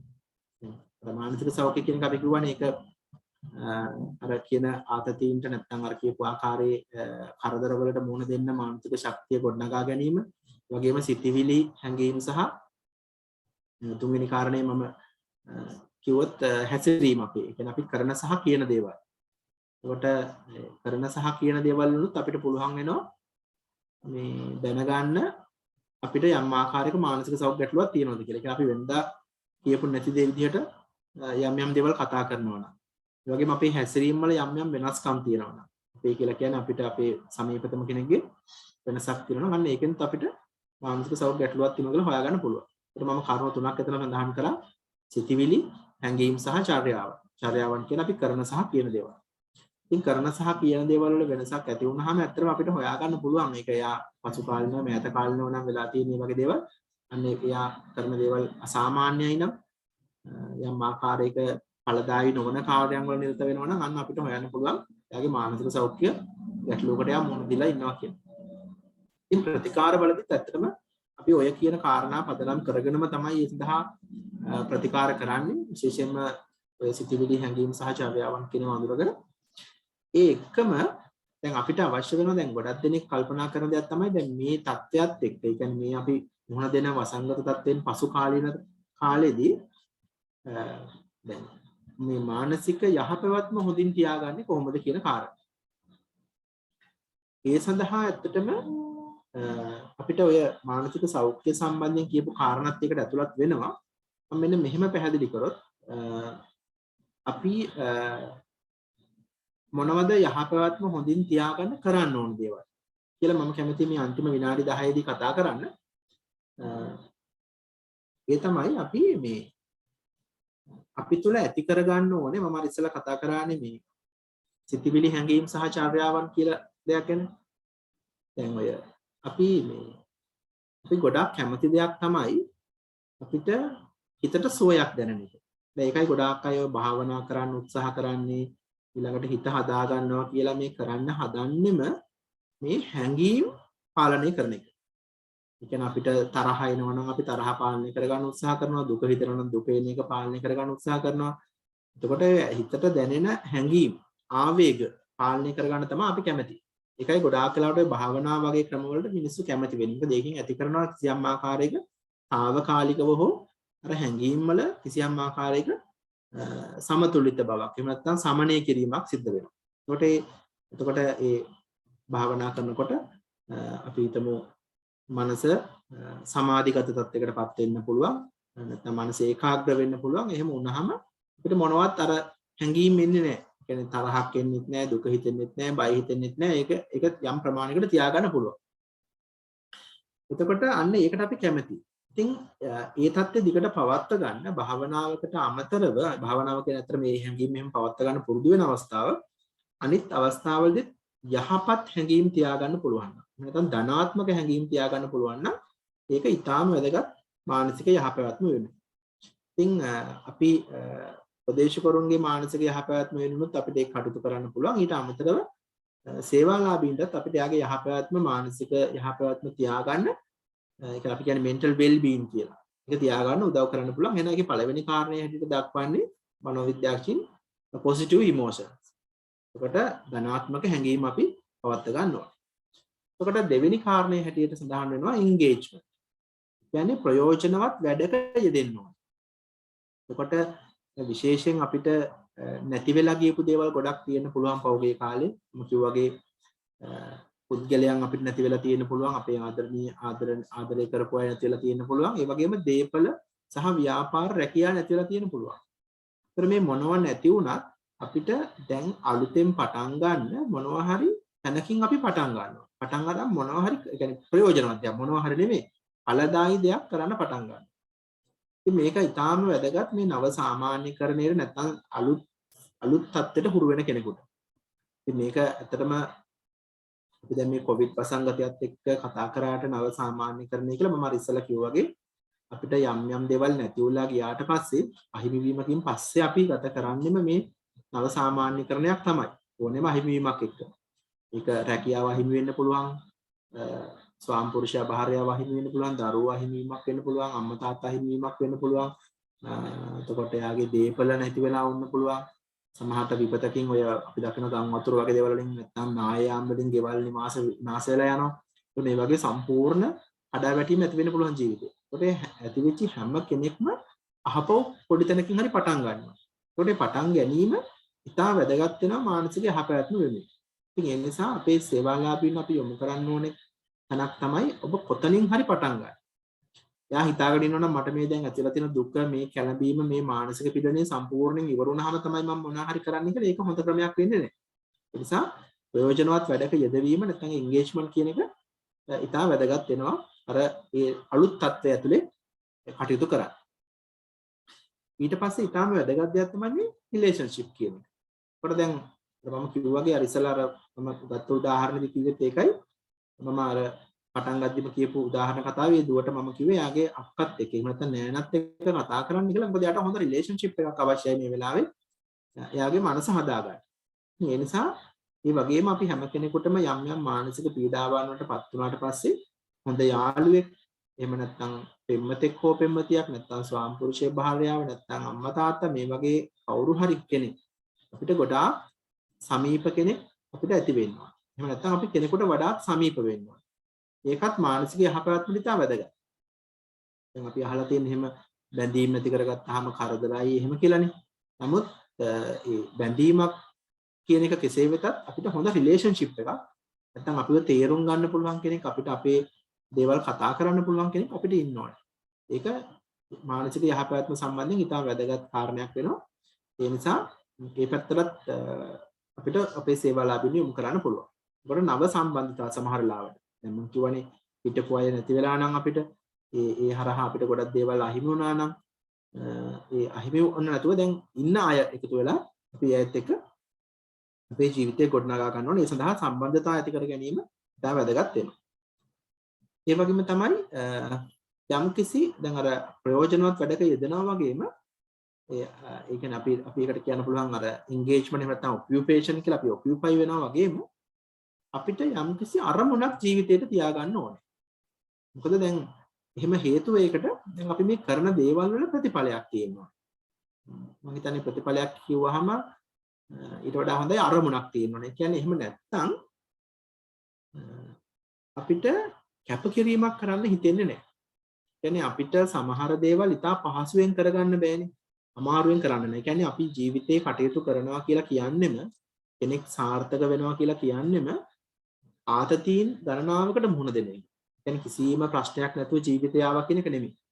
අවිදිකින් කිව්වොත් අපි හිතන්නකෝ කවුරු හරි කියනවා නම් මම වසර 25ක විවාහ ජීවිතයක් ගත කරා කියලා සාර්ථක විවාහ ජීවිතයක් කියලා කියනවා නම් කෙනෙක් ඒ සාර්ථකත්වය පිටිපස තියෙනවා අසාර්ථක වීම ගණනාවක්. ඒක තමයි ඇත්තම කතාව. උතරින් නෑ දන්නේ නැති ඕනම තත්ත්වයක. කියන්නේ ඒක විවාහ ජීවිතයක් වෙන්න පුළුවන්, ආර්ථික වශයෙන් දියුණුවක් වෙන්න පුළුවන්, පවුලේ දියුණුවක් වෙන්න පුළුවන්. මේ හැම තැනකම කවුරු හරි කෙනෙක් අවුරුදු ගණනාවකට පස්සේ කියනවා නම් අපේ පවුල අපි හොඳ සාර්ථක මට්ටමක හොඳින් ඉන්නවා කියලා. ඒ හොඳින් ඉන්න තත්ත්වයට එන්න හොඳින් නැතුව හිටපු දවස් ගණන වැඩි. බොහෝ විට ගොඩක් තියෙන්න පුළුවන් කෙනෙක්. නැත්නම් පීඩාකාර තත්ත්වයන් වැඩි. ඒකට ඒ වගේ පීඩාවන් ගොඩාක්ට මුහුණ දීම තමයි ජීවත් වෙනවා කියලා කියන්නේ. හැබැයි එහෙම මුහුණ දෙන්න පුළුවන් වෙන්නේ ජීවිතේට අර්ථයක්, ජීවිතේට තේරුමක් තියෙනවා කියලා හිතුනොත් තමයි. එහෙනම් ජීවිතේට තේරුමක් තිබීම නැත්නම් ඒ වගේ ප්‍රධාන අරමුණකට අපේ සේවාලාභීන් යොමු කිරීම ඉතා වැදගත් වෙනවා. ඉතින් අපේ සමහර මනෝවිද්‍යාවේදීකරුන්ට තේරෙන්නේ නැති මේක මේ අදහස ගොඩාක් වෙලාවට මතු කරපු එක මනෝවිද්‍යා ගුරුකුලයක් තමයි සාන්දෘෂ්ටිකවාදී මනෝවිද්‍යා ගුරුකුලය. ඒතර ඒගොල්ලෝ ගොඩාක් කිව්වේ පුද්ගලයා ජීවිතේට අර්ථයක් එක්ක. අපි දන්නවා වික්ටර් ෆ්‍රැන්කල් වැනි මනෝවිද්‍යාඥයින් ලෝගෝ තෙරපි හරහා කියන්න උත්සාහ කරේ මෙන්න මේ ජීවිතේට අර්ථයක් තියෙනවානේ කියලා. ඒකට ෆ්‍රැන්කල් කියන හැම අර්ථයක් තියෙනවා නම් පුද්ගලයා කරන කැපකිරීම වලට පීඩාවන්ට එයා ශක්තිමත් මුහුණ දෙනවා කියලා. ඉතින් එයා කිසියම් සුවිශේෂ අරමුණක් වෙනුවෙන් ජීවිතේට අර්ථයක් එකතු කරගන්න තමයි මේ පීඩාවට මුහුණ දෙන්නේ. ඉතින් ඒ නිසා එම අරමුණකට යොමු කිරීම නැත්නම් වඩාත් වැදගත් වෙන දෙයකට සම්බන්ධ කිරීම තමයි ඉතා වැදගත් වෙන්නේ. ඉතින් ඒ නිසා මම හිතනවා එවැනි තමන්ගේ කාර්යයන් ගැන තේරුමක් අර්ථයක් තියනවාද කියන එක දැනගන්න සේවාලාභීන්ට සැලැස්වීම ඉතා වැදගත් වෙනවා. නව සාමාන්‍යකරණය යටතේ යහපත් මානසික සෞඛ්‍යයක් තියාගන්න උත්සාහ කරන කෙනෙකුට උදව් කරද්දී. එතකොට අවසාන වශයෙන් අපිට මානසික යහපැවැත්ම සම්බන්ධයෙන් කතා කරන්න තියෙන achievements ගැන. කියන්නේ අපි ලබාගත් දේවල් නැත්නම් අපි ළඟා කර ගැනීම මොනවද? මේ වෙනකොට අපි ලබාගෙන තියෙන දේවල් මොනවාද? දැන් ගොඩක් දෙනෙකුට අහිමි වෙලා ගියාම අපිට හිතෙන්න පුළුවන් දැන් අපි මුළු ජීවිතේම කඩා වැටෙනවා කියලා. හැබැයි අපිට කොහොම කෙනෙකුට උනත් පුංචි අපි කියන්නේ අර හන් කැබලි හොයාගන්න බැරි කමක් නැහැ. හන් කැබලි කියලා කියන්නේ දැන් අපි දන්නවා රත්තරන් වැඩපළ ගත්තොත් ඒ රත්තරන් වැඩපළේ පොඩි මේ අතු ගාලා ගත්තොත් එකෙන් හොයාගන්න පුළුවන් වටිනා දේවල් තියෙනවා. රත්තරන් ගණන් නිසා ඒක ඒ උදාහරණය ගන්න. ඒතකොට ඒ වගේ හන් කැබලි තියෙනවා. ඒ වගේ අපේ ජීවිතෙත් අපි බැලුවොත් අපිට ගොඩක් දේවල් නැති වුණා කියලා අපි ලොකු මානසික කඩාවැටීමක් ගැන කතා කරාට අපි හොඳින් කල්පනා කරොත් හොඳින් විමසිලිමත් වුණොත් ඒ වගේ රන් කැබලි හොයාගන්න පුළුවන්. ඒ කියන්නේ අපිට සතුටු වෙන්න පුළුවන් දේවල් අපේ achievements ගැන අපි ළඟා කරගත්ත සාර්ථක වෙච්ච තැන් ගැන අපිට හොයාගන්න පුළුවන්. ඒතරන්නේ එහෙම හොයනකොට අපිට සේවාලාභීන්ට උදව් කරන්න පුළුවන් නම් අන්න ඒ වගේ දේවල් හොයාගන්න ඒක ඊටාම වැදගත් දෙයක් වෙනවා. යහපත් මානසික යහපැවැත්මක් නැත්නම් මානසික සුවයක් පවත්වා ගන්න. ඉතින් ඒ සඳහාත් අපි මඟ පෙන්වීමක් කරන්න ඕන මොනවද අපේ ළඟා කර ගැනීම තියෙන අපේ achievements මොනවද තියෙන්නේ කියලා හිතනවා. ඉතින් මෙන්න මේ විදිහට තව ගොඩක් දේවල් තියෙන්න පුළුවන්. නමුත් අපිට තිබුණු කාල වේලාවත් එක්ක මම හිතනවා මෙන්න මේ විදිහේ යහපැවැත්මක් සඳහා අපේ සේවාලාභීන් සූදානම් කිරීම ඒ සඳහා උන්ට මඟ පෙන්වීම තමයි එවැනි නව සාමාන්‍යකරණයකට වැදගත් වෙන්නේ. අනිත් අතට උපදේශකවරු හැටියට අපිත් අපේ යහපත් මානසික සෞඛ්‍ය ගැන ඒ වගේ මානසික යහපැවැත්ම ගැන කල්පනා කරලා බලන්න ඕනේ. ඒ සඳහා මම හිතනවා මේ කතා කරපු කාරණා ගැන ඔබට වැදගත්කමක් වටිනාකමක් ඇති වෙයි කියලා. ඉතින් මම කැමතියි මේ කියපු දේවල් සම්බන්ධව ඔබට මතුවෙච්ච කාරණා. මොකද මම දැන් දිගටම මේ ටික කියාගෙන ගියා. මහලාවට පැහැදිලි නැත්තනක් තියෙන්න පුළුවන් මොකක්ද එතන අදහස් කරේ කියලා. ඒ සම්බන්ධව ප්‍රශ්න ඉදිරිපත් කරනවා නම් මම කැමතියි. සර් මට ප්‍රශ්නයක් තියෙනවා. නෝ. චුන්දික චුතිකව කතා කරනවද? අහන්න මහින්ද වැතර ස්වාමීන් වහන්සේත් ඉන්න ප්‍රශ්නයක් අහන්න කමන්නේ. නෑ ස්වාමීන් වහන්සේ අහලා ඉන්න කමන්නේ. ස්වාමීන් වහන්සේ. අතර බොහොම ස්තුතියි ඩොක්ටර් සුරංග සාකච්ඡාව කළාට මේ මම අහන්න ගියේ ඔයගෙදි කියමු හතරවෙනි කාරණේ අරමුණක් තිබීම කියන එක. දැන් මෙතන ඔබතුමාගේ ගැටලුවක් නේ මම කියන්නේ මේ සමාජයේ මිනිස්සු දැන් භාවනාව මගේකට යනවා කියලා හිතමුකෝ අපි යම් අය.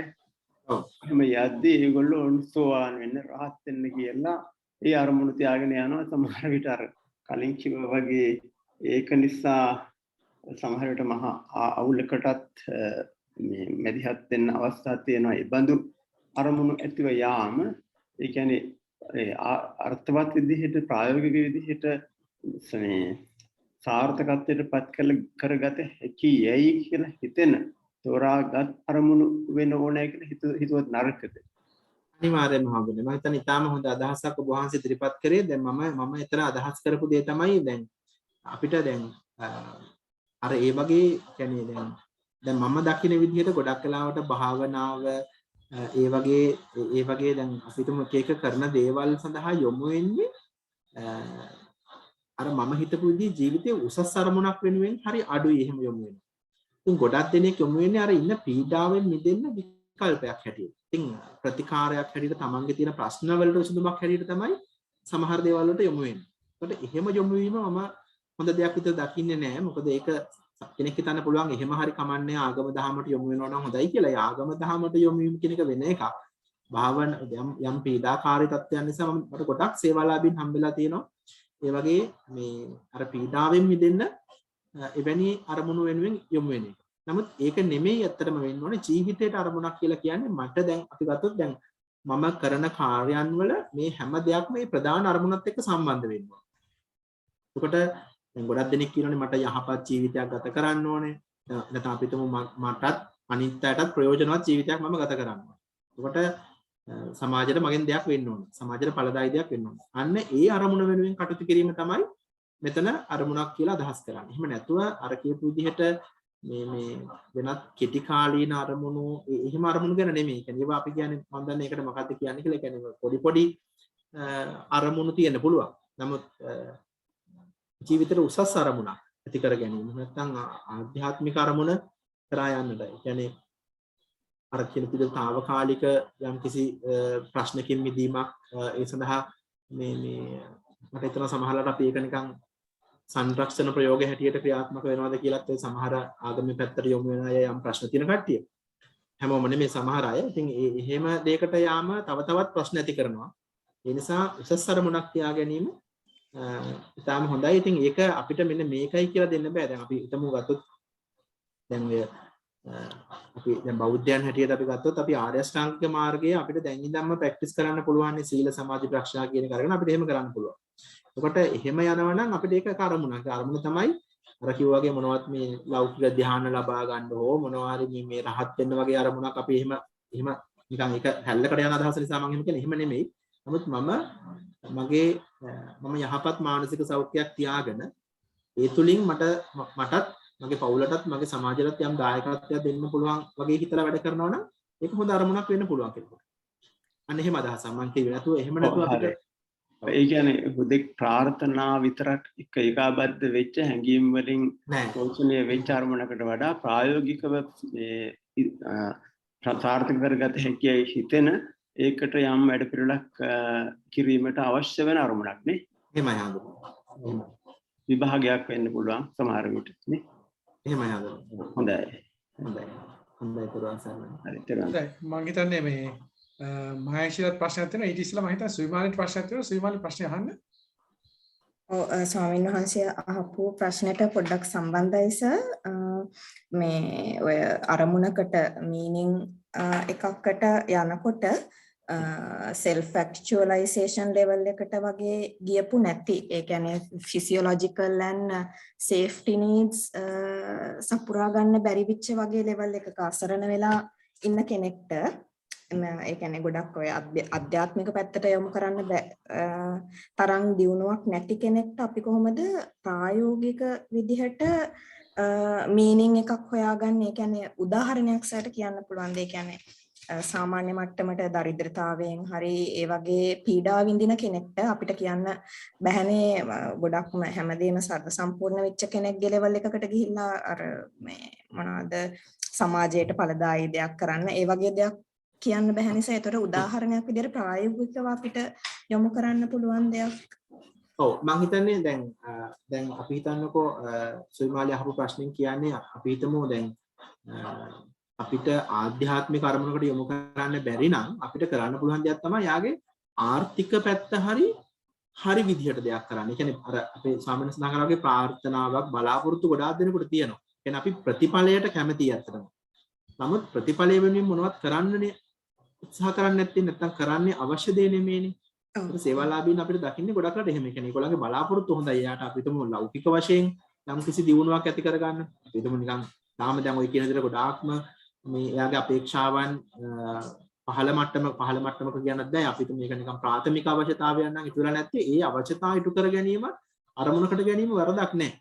ඒ මට්ටමේ. මොකද උදාහරණයක් විදිහට අපිට මෙයාට වාහනයක් ගන්න අවශ්‍ය නම් හොඳට ඉගෙන ගන්න අවශ්‍ය නම් එතකොට අපි තුමු ගියක් දොරක් හදා ගන්න ඕන නම් ඒ වගේ ලෞකික අරමුණු සඳහාත් අපිට යොමු කරන්න පුළුවන්.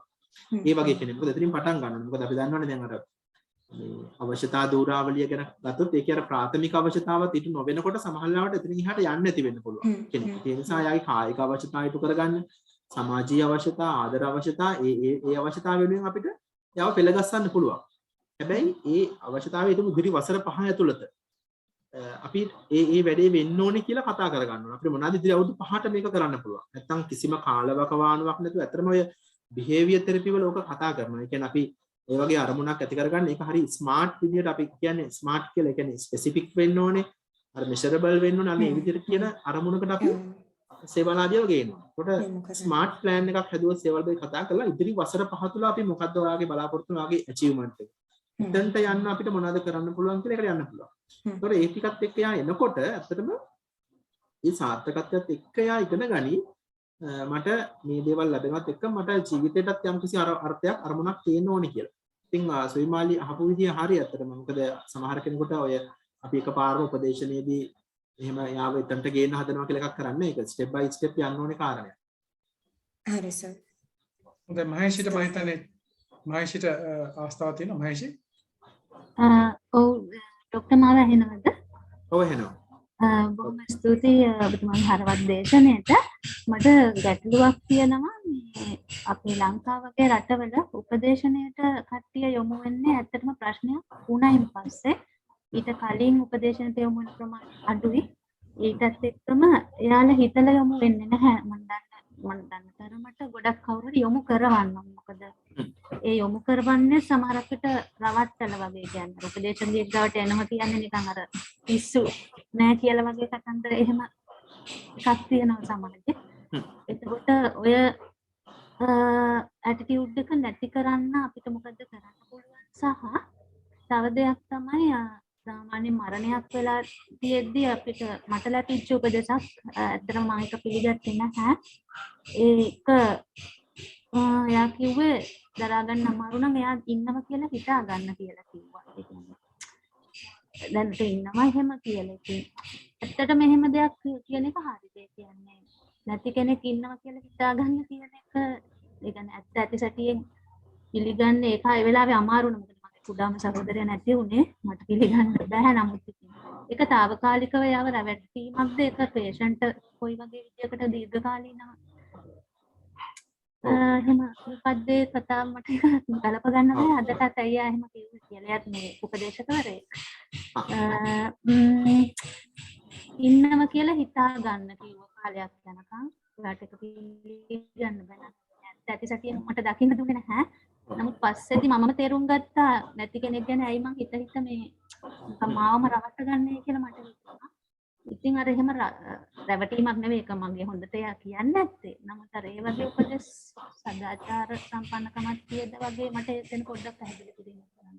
ඔව් මම හිතන්නේ මම දෙවෙනි ප්‍රශ්නෙට ඉස්සලා උත්තර දීලා ඉන්නම්. මේ එකක් තමයි දැන් මම කියවනේ අර වියෝදුකක් ඇති වුණාම කෙනෙකුට ඒ පුද්ගලයා හැම කෙනෙක්ම නෙමෙයි. නමුත් මනෝවිද්‍යාඥයන් හඳුනාගෙන තියෙනවා කෙනෙක් අධීර කීපයක් පහු කරනවා කියලා.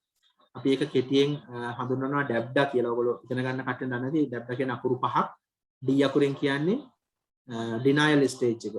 ඒ කියන්නේ මුලින්ම ප්‍රතික්ෂේප කරනවා යා මැරුණේ නැහැ කියලා. අපිට පිළිගන්න බෑ අපේ හිත පිළිගන්නේ නැහැ යා නැති වුණා කියලා. අපි සමහරවිට කියන්නේ ඇත්තටම මට හිතා ගන්න බෑ යා මැරුණද කියලාවත් කියලා. මට තවමත් හිතෙන්නේ යා ඉන්නවද කියලා හිතෙනවා කියලා එහෙම හිතන අවස්ථාවක් තියෙනවා. එතකොට මේ අවස්ථාව එකට කාලයක් යනවා. ඒ කියන්නේ එක්කෙනාගේ කාලය අනුව පුද්ගලයාගේ පෞරුෂය අනුව ඉන්න පීඩනය අනුව බැඳීම අනුව මියගිය කෙනාගේ මියගිය ස්වභාවය අනුව මේවා ඔක්කොම ඔතන කාලය වෙනස් වෙන්න පුළුවන්. හැබැයි එහෙම අදියරක් තියෙනවා. එතකොට ඒ අදියරදී අපිට යා ඉන්නවා කියලා හිතෙන්න පුළුවන්. ඉතින් අපිට ඒ අදියර පහු වෙනකන් එයාට ඉන්න දෙන්න ඕනේ. අපි ඒක බලෙන් අතන අනිත් තැන් වලට අදියර වලට රයන්නේ නැහැ. අපි දැනගන්නවා මේ යෝදු ඇතිවෙච්ච මුල් කාලෙදී එහෙම කෙනෙකුට එයා ඉන්නවා. එතකොට අපි ඒකට මොකුත් කියන්නේ. අපි කියන්නේ උපදේශකවරයෙක් කියන්නේ ඔයා එහෙම හිතන්න කියලා. නමුත් එයා එහෙම හිතන එක අපි බලපෑම් කරන්නේ ඒක එක අවස්ථාවක්. එතකොට අනිත් එක තමයි දෙවෙනි එක ඇංගර්. මම කිව්වා ඒක නිකන් අර දුකත් එක්ක තරහක් ඇති වෙන්න පුළුවන්. ඒ කියන්නේ මේක හරියට කරගන්න බැරුණාක තමන් ගැනම තරහක් සමහරවිට නිකන් ඒක නිකන් වර්ධකාරී හැඟීම වගේ එකක් තමයි ඒක තමයි තරහ එන්නේ. ඊළඟට බාගේනින් කියලා ස්ටේජ් එකක් තියෙනවා. ඒ කියන්නේ නිකන් අර පිළිගන්නවද නැද්ද කියලා දෙගිඩියාවකට පත් වෙන අවස්ථාවක්. ඒ කියන්නේ එයාද මරනවද නැද්ද කියලා දැන් මට නිකන් එයා ඒකත් එක්ක සිතිවිලිත් එක්ක ගැටෙන අවස්ථාවක්. හතරවෙනි අවස්ථාව තමයි ડિප්‍රෙස් වෙන අවස්ථාව. එයා පිළිගන්න එයා ડિප්‍රෙස් වෙනවා එකපාරම. කියන්නේ එකපාරම නෙමෙයි අර ටික වෙලා හිමීට එයා පීඩනයටපත් වෙනවා. අවසාන වශයෙන් එයා ඇක්සෙප්ට් කරනවා දැන් මට මෙයා නෑ කියලා. එතකොට ওই අවස්ථාව තියෙනවා. ඒතර ඕකෙන් පස්සෙත් දැන් අර අපි විරෝධකසලා ප්‍රතිකාර කරන කේදීත් අපි තේරුම් ගන්නවා දැන් මේ ওই අවස්ථාවට එයා පහු කරනවා. පහු කරාට පස්සේ එයා නැතුව ජීවිතේට යන්න අපි උදව් කරනවා. ඉතින් ඒතර එයා නෑ කියලා පිළි අරගෙන මොකද ඇක්සෙප්ටන්ස් කියන එක තමයි වැදගත් මේක අන්තිමට ඇති වෙන්නේ. ඒ කියන්නේ එයා පිළිගන්නවා දැන් මට මෙයා නෑ දැන් නැති වුණා කියලා. දැන් මොකද කරන්නේ? මැරුණා එයා කියන එක. මට අහිමුණා කියන එක. ඉතින් අර විදිහට එහෙම හිතා ගන්න කියලා කියනවා නම් ඒක මම දන්නේ මොන අදහසින් කිව්වද කියලා අත්‍තරම අපිට එහෙම පැහැදිලි කරන්න අමාරුයි මේ පොඩි කෑල්ලක් විතර. නමුත් එහෙම එකකට වඩා එහෙම අවස්ථාවක් තියෙන බව තමයි මම දන්නේ. ප්‍රබුතුමි අහපු පළවෙනි ප්‍රශ්නේ තමයි මේ උපදේශනයට යොමු කර ගැනීම සම්බන්ධයෙන් තියෙන ගැටලුව. ඉතින් ඇත්තටම අපිට මේ වගේ වැඩසටහන් හරහා සහ ඔය ජාතික මට්ටමින් කරන දැනුවත් කිරීම හරහා පුළුවන් තරම් දැනුවත් කරන්න තමයි අවශ්‍ය වෙන්නේ. මම ඒකයි කිව්වේ අත්‍තරම පටන් ගද්දිම මගේ කතාව අපි මේ වෙලාවේ තියෙන මේ අවශ්‍යතාවය කියන්නේ උපදේශනීය අවශ්‍යතාවය කොයිතරම් තේරුම් අරන් තියෙනවද කියලා.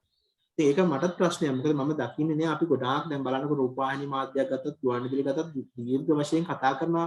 සමහර වෙලාවට ලොකු තැනක් දෙනවා දේශපාලඥයන්ගේ සාකච්ඡාවලට ඒ වගේ දේවල් වලට. දැන් අපි පොයේ දවස ගත්තත් මුළු පොයේ දවසේම හැම channel එකම තරගෙට වගේ ධර්ම දේශනා ප්‍රචාරය කරන එක කිසි වරදක් නෑ. ඊටාම හොඳයි. නමුත් අපි මානසික සෞඛ්‍ය ජනතාවගේ මානසික සෞඛ්‍ය නංවා සිටින ඒ මානසික සෞඛ්‍ය කියන එක මනෝ වෛද්‍යවරුන් විතරක් අයිති කාර්යයක් නෙමෙයිනේ. ඇත්තටම මානසික සෞඛ්‍ය කියන්නේ උපදේශකරුන්ට අයිති වැඩකුත් නෙමෙයි කියලා. උපදේශකරුන්ට විතරකුත් නෙමෙයි. එතකොට මනෝ වෛද්‍යවරු, උපදේශකවරු, මනෝ චිකිත්සකවරු, මනෝ විද්‍යාඥයින් විතරක් නෙමෙයි සියලුම ප්‍රජා නායකයින් ඇතුළු හැම කෙනෙකුගේම වගකීමක්. එතකොට මම සාමාන්‍ය කෙනෙක් විදිහට ගත්තොත් මගේ පවුලේ ඥාතීන්, මගේ හිතවතුන් මේ හැම කෙනෙක්ගේම සාමූහික වගකීමක් විදිහට තමයි අපි මානසික සෞඛ්‍ය කියන එක දකින්නේ. එතකොට හැම ආයතනයක් ගත්තාම රජයේ ආයතන ගත්තාම මේ හැම කෙනෙක්ම තමන්ගේ සේවාදායකයන් වෙනුවෙන් එයාගේ මානසික සෞඛ්‍ය වෙනුවෙන් කටයුතු කරනවා. එතකොට පාසල් ගත්තාම ගුරුවරුන්ට ලොකු වගකීමක් තියෙනවා ළමයින්ගේ මානසික සෞඛ්‍ය සම්බන්ධයෙන්. එතකොට පරිපාලනධාරීන්ට ඒ නිසා මම කියන්න හදන්නේ මේ මානසික සෞඛ්‍ය කියන එක අපි හැමෝගෙම බරපතල වගකීමක්. එතකොට අපි ළඟ ඉන්න කෙනාට ඒක කරන්න අපිට ලොකු වැඩපිළිවෙලක් අවශ්‍යයි. එතකොට ඒ හරහා තමයි අර ඔබතුමිය කියපු ආකාරයේ යම් සමාජ අපවාදයක් අපි කියනවා ස්ටිග්මා කියලා. ඒක සමාජ අපවාදය. ඒ කියන්නේ උපදේශයට යොමු වුණාම මට පිස්සු කියලා හිතයි, මට මං ගැන වැරදියට හිතයි, නැත්තම් මොනවා හරි මට ඇත්තටම පිස්සු නෑ කියලා එහෙම බොරු කියලා අරයන් තන්ට ඇවිල්ලා තියෙන්නේ අපි තවමත් හිතාගෙන ඉන්නේ මොනවා හරි පිස්සුවක් හෝ මානසික රෝගයක් තිබුණොත් විතරයි උපදේශනයට යන්න ඕනේ කියලා. ඉතින් ඒකට හේතුව අර මනෝ වෛද්‍යවරයා කරන කාර්යභාරය නැත්තම් මානසික රෝග සඳහා කරන ප්‍රතිකාරය ඕ ඒක එකක් විදිහට තමයි තවමත් අපි උපදේශනය ගැන හිතන්නේ. ඉතින් මනෝවිද්‍යාත්මක උපදේශනය කියන්නේ එවැනි මානසික රෝග සඳහා ප්‍රතිකාර කරන එකක් පමණක්ම නෙමෙයි. අපේ ජීවිතේ ඉස්සරහට යන මම දැන් අර කතා කරපු අන්තිමට කතා කරපු මානසික යහපැවැත්ම සඳහා. දැන් ඒවා කිසිසේත්ම මානසික රෝගයක් ගැන නෙමෙයි මම අන්තිමට කරුණු පහක් කතා කරේ. ඒ කියන්නේ ඒක ඇත්තම ඒ කරුණු පහ ඇතුළත් වෙන්නේ මාටින් සෙලිග්මාන් ඉදිරිපත් කරපු theory of well-being කියන එක. ඔබටත් Google කරලා බලන්න පුළුවන් ඒක. ඒ කරුණ වල තියෙන්නේ මේ මානසික රෝග ගැන නෙමෙයි කතා කරන්නේ. අපිට එදිනදා ජීවිතයේ යහපත් මානසික මට්ටම පවත්වා ගන්න. ඉතින් ඒ සඳහාත් අපිට උපදේශ වලට උදව් කරන්න පුළුවන්. උපදේශ දී උදව් කරනවා. නමුත් මේක තවමත් මිනිස්සු අතරට ගිහින් මදි ගතියක් තියෙනවා. උපදේශනින් කරන්නේ මේ මානසික රෝග සඳහා හෝ මානසික ආතතිය අඩු කරන්න උදව් කරන විතරක් නෙමෙයි.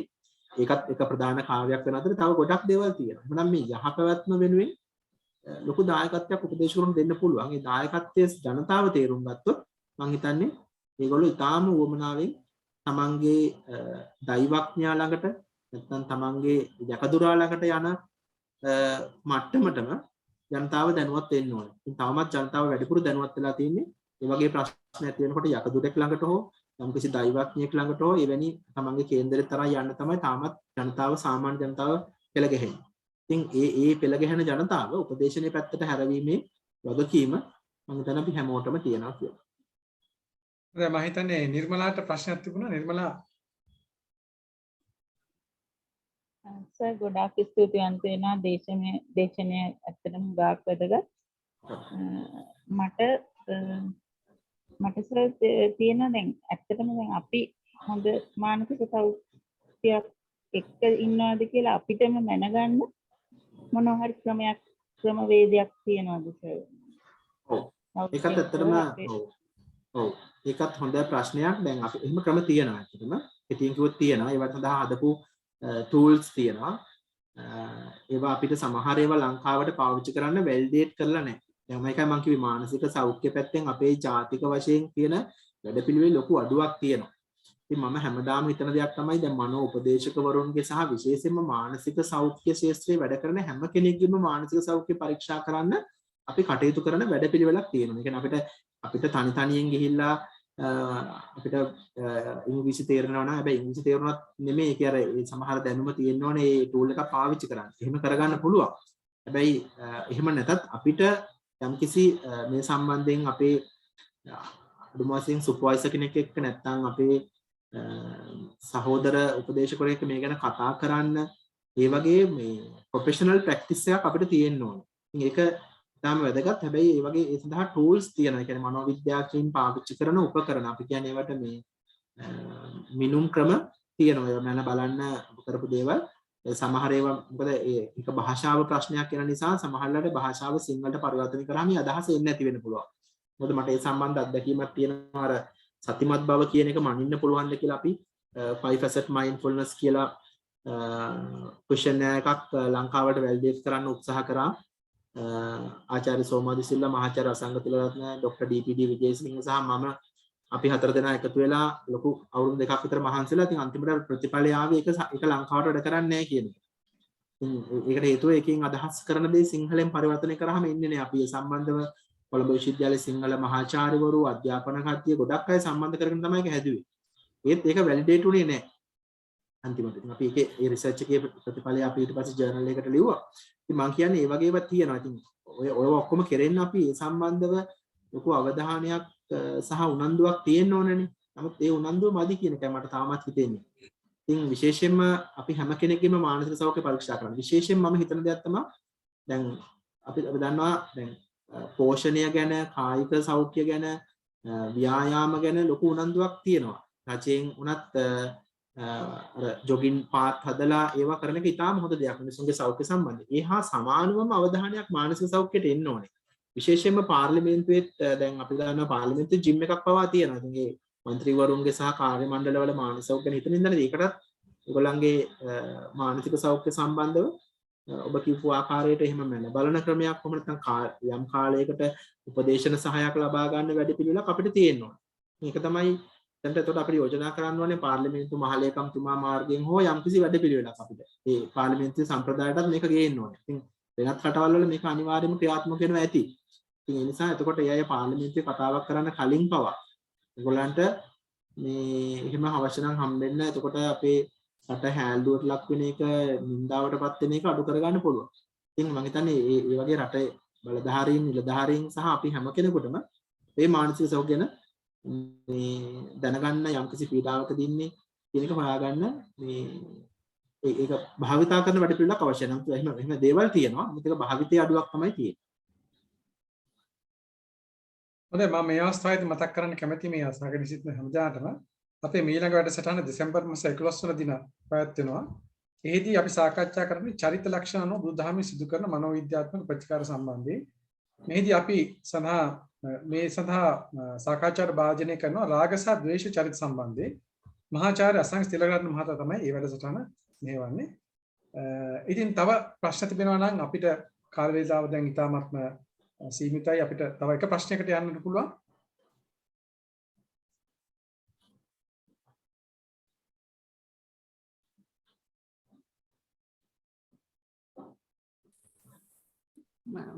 මම සංදේශ ප්‍රශ්නයක් අහන්නද? ඔව් අහන්න. දැන් අර දරුවෝ දැන් ඔන්ලයින් වලින් ගැනීම කරන නිසා ඒ සමහර ළමයි අර ෆෝන් වලින් අර නරක පැතිවලට සම්බන්ධ වීමෙන් ජීවිත නැති කරගන්න පවා ගිහිල්ලා තියෙනනේ. ඒක දෙනෙක් එහෙම වුණා. ඒ වෙලේ අවස්ථාවක කොහොමද මේ අපි කවුන්සල් කරන්නේ කියලා. ඔව් ඇත්තටම දැන් මේ අපිට ඇත්තටම කාලේ නෑ හැම කාරණයකම කතා කරා. මේක ඉතාම හොඳ පැත්තක්. විශේෂයෙන් මේ දරුවන්ට දැන් මේ ඔන්ලයින් අධ්‍යාපනය හරහා ඒගොල්ලන්ට ඇති කරපු බලපෑම දැන් කොහොමද ඒක නිවැරදි කරන්නේ? නිවැරදි කරන්න සමහර අය ඇති වෙච්ච අහිතකර බලපෑමෙන් ඒගොල්ලන්ව ගලව ගන්න කියන එක ඉතාම වැදගත් කාරණයක්. ඉතින් එකක් තමයි දැන් මම අර කිව්වා වගේ මේ ඔන්ලයින් අධ්‍යාපනය කියන එක වරදක් නෙමෙයි. ඒක ලෝකේ කවදාත් තිබුණ එකක්. නමුත් අපිට කුඩා ළමුන්ට පවා මේක කරන්න ගත්තා. මම හිතන්නේ ඔන්ලයින් අධ්‍යාපනයත් අපේ රටෙත් අපි හරියටම අඳුනගත්තේ නෑ. අපි නිකන් යම්කිසි මාධ්‍යයක් කරා දේශන පැවැත්වීම නෙමෙයි ඔන්ලයින් කියන්නේ. ඒකට ගොඩක් තව ටූල්ස් පාවිච්චි කරන්න පුළුවන්. ඉතින් ඇත්තටම අපි ඒවා යොදාගත්තට ගුරුවරුන්ටත් ඒ සම්බන්ධ ලොකු පුහුණුවක් තිබුණේ නෑ. හදිසියෙන් පාවිච්චි කරන නිසා. ඉතින් කොහොම හරි අන්තිමට දරුවන් මේකට ඇබ්බැහි වුණා. මොකද හේතුව දැන් අපි තුමු කැමරා එක ඕෆ් කරලා නම් කතා කරන්නේ. යාට වෙන දෙයක් කරන්න පුළුවන්. ඉතින් මමට හම්බෙලා තියෙනවා දරුවෝ ගුරුවරයා හරි උගන්වන අතර යා වෙන දේවල් ෆෝන් එකේ ඒ කාලය ඇතුලේ කරන්න පෙළඹිලා තිබුණා. ඉතින් එහෙම අයත් අපිට යොමු වෙලා තිබුණා. ඉතින් ඇත්තටම ඔය ඇබ්බැහි වීම හරහා කිසියම් ආකාරයක වෙනත් මද්ද්‍රව්‍ය වලට ඇබ්බැහි වෙනවා වගේම ඇබ්බැහි වීමක් නම් තියෙන අපිට ඇබ්බැහි වීමෙන් ගලව ගන්න අවශ්‍ය ප්‍රතිකාර කරන්න ඕනේ. එතකොට ඊට අමතරව අපිට ඇබ්බැහි වීමක් නෙමෙයි. නමුත් එයා ඒකට ගොඩක් තදින්ම කටයුතු කරනවා. නමුත් එයා දැන් යහපත් අතර ගන්න නම් එයාව ෆෝන් එක නැතුව කරන්න අවශ්‍ය වැඩ ටිකක් අපි හදන්න ඕනේ. දැන් විශේෂයෙන්ම කුඩා දරුවෙක් නම් එයාට කුඩා දරුවෙක් නෙමෙයි ඕනම දරුවෙකුට පුළුවන් දෙයක් තමයි යාව කායික ක්‍රියාකාරකම් වල ෆිසිකල් ඇක්ටිවිටීස් තියෙන දේවල් වලට යොමු කරන්න ඕනේ. ඉතින් ඒක මොකක්ද කියන එකේ ගෙදර පරිසරයත් එක්ක තෝරගන්න ඕනේ.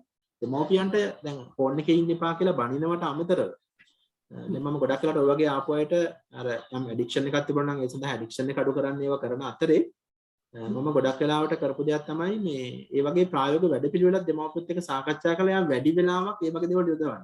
දැන් උදාහරණයක් විදිහට මම ඇහුවා දැන් ඔයා ෆෝන් එකේ ඉන්නකොට අමතරව මොනවද කරන්න පුළුවන් කියලා. ඒක පිළිම දරුවෙක්. එයා කොහොම බයිසිකල් පදින්න ආසයි කියලා. ඉතින් මං කිව්වා ඉතින් පදින්නේ නැත්තේ ඇයි? එයා කිව්වා බයිසිකලේ කැඩලා ගොඩක් කල් තාත්තට කිව්වට තාත්තා හදලා දුන්නේ නැහැ කියලා.